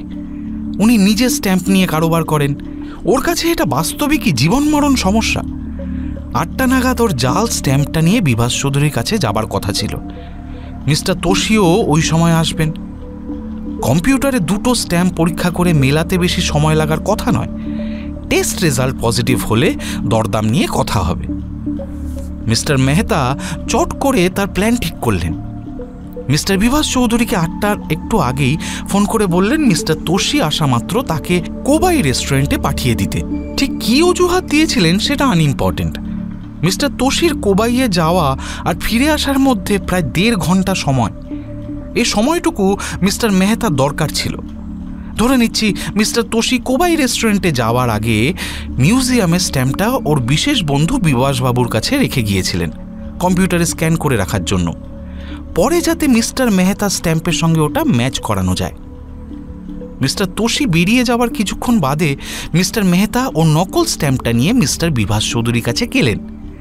বিভাসবাবুকে স্ট্যাম্পটা দিয়ে মিস্টার মেহতা মিস্টার তোষির স্ট্যাম্পটা দেখতে চাইলেন। অতি সাধারণ একটা অনুরোধ। মিস্টার চৌধুরী সেটা বার করে দেখালেন। সেটাকে হস্তগত করে মিস্টার মেহতা মিস্টার চৌধুরীকে খুন করলেন। কিভাবে? আমার বিশ্বাস গলায় ফাঁস লাগিয়ে, স্যার। সেটাই সহজ পথ। ও মাই গড! লাভ লোকসানের জন্য মানুষ কি নিদারুণ হিংস্র অমানুষ হতে পারে স্যার, কল্পনাও করা কঠিন। যাই হোক, খুনের পর মিস্টার মেহতা নিজের নকল স্ট্যাম্পটা ওখানে রেখে মিস্টার তোষির আনা আসল স্ট্যাম্পটা নিয়ে বেরিয়ে এলেন। আর বেরিয়ে এসে আগুনটা লাগান, তাই তো? সেটাই আমার ধারণা, স্যার। না, বুঝলাম না। মানে আগুনে যদি লাগালেন তাহলে ওর জাল স্ট্যাম্পটা ওখানে রেখে আসার লজিকটা কি? এটা আমার থিওরি, স্যার। ফায়ার ব্রিগেড যদি দ্রুত আগুন নিভিয়ে ফেলতো তাহলে ওই স্ট্যাম্পটা পুলিশ দেখতে পেত। তারা বুঝতো না যে ওটা আসল না নকল। এমনকি মিস্টার তোষিও হয়তো বুঝতে পারতেন না। মিস্টার মেহতা সন্দেহের ঊর্ধ্বে থাকতেন। এখন মনে হচ্ছে ব্যাপারটা বুঝতে পারছি। আগুন তো দ্রুত নেভেনি, আর মিস্টার তোষি রাত্রে কোবাই থেকে বিভাস চৌধুরীর বাড়িতে এসে যখন পোড়া বাড়িটা দেখলেন, বুঝতে পারলেন প্রাইসলেস বুদ্ধ আর নেই। ভগ্ন হৃদয়ে বাড়ি ফিরে আত্মসম্মান রক্ষা করতে নিজেকে হত্যা করলেন। ঠিকই না? আপনারা তো সবসময় ঠিকই বলেন, স্যার। এখানে একটু যোগ করতে হবে, একেনবাবুর প্রাইসলেস বুদ্ধের রহস্য উদ্ঘাটন পুরোপুরি নির্ভুল নয়। মিস্টার মেহতা খুনি হতে পারেন, কিন্তু আর্সেনিস্ট নন। আগুন যে লোকটা লাগিয়েছিল তার সঙ্গে মিস্টার মেহতার কোনো সম্পর্কই ছিল না। আর যেহেতু পুরো বাড়িটাই পুড়ে গেছে, জাল স্ট্যাম্পটা ওখানে না রেখে এলেও চলতো। তাতে অবশ্য মিস্টার মেহতার লাভ কিছুই হতো না। উনি এখন খুনের আসামি হয়ে জেলে। ওর নিজের স্বীকারোক্তি, ওয়ার্ল্ড থেকে উদ্ধার হওয়া মিউজিয়ামের প্রাইসলেস বুদ্ধ, ওর করা বা পাওয়া ফোন কলের রেকর্ড ইত্যাদি ইত্যাদি সব কিছুই গেছে ওর বিপক্ষে। প্রমথর মতে আর্সেনিস্টের পরিচয় বের করতে ভুল করে একেনবাবু এই কেসে 100-তে 100 পাননি, 70 পেয়েছেন। একেনবাবু অবশ্য খুশি। পাস তো করেছি, স্যার।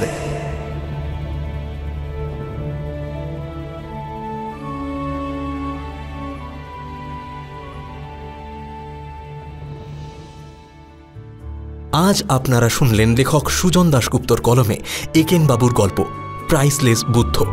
গল্পের সূত্রধার ও অন্যান্য চরিত্রে আমি কৌশিক, বাপিবাবুর চরিত্রে এনামুল, একেনবাবুর চরিত্রে সত্যম ভট্টাচার্য, অন্যান্য চরিত্রে সোমক, আকাশ, অর্পণ, কুমার শর্মা, তমাল, আবহ শুভজিৎ, পোস্টার ডিজাইন ঋদ্ধিরাজ। সমগ্র অনুষ্ঠানটি পরিচালনা করেছেন শুভদীপ ও অন্তরা। ধন্যবাদ জানাই দ্য ক্যাফে টেবিল ও ডক্টর সমিতা দাশগুপ্তকে আমাদের পাশে থাকবার জন্য।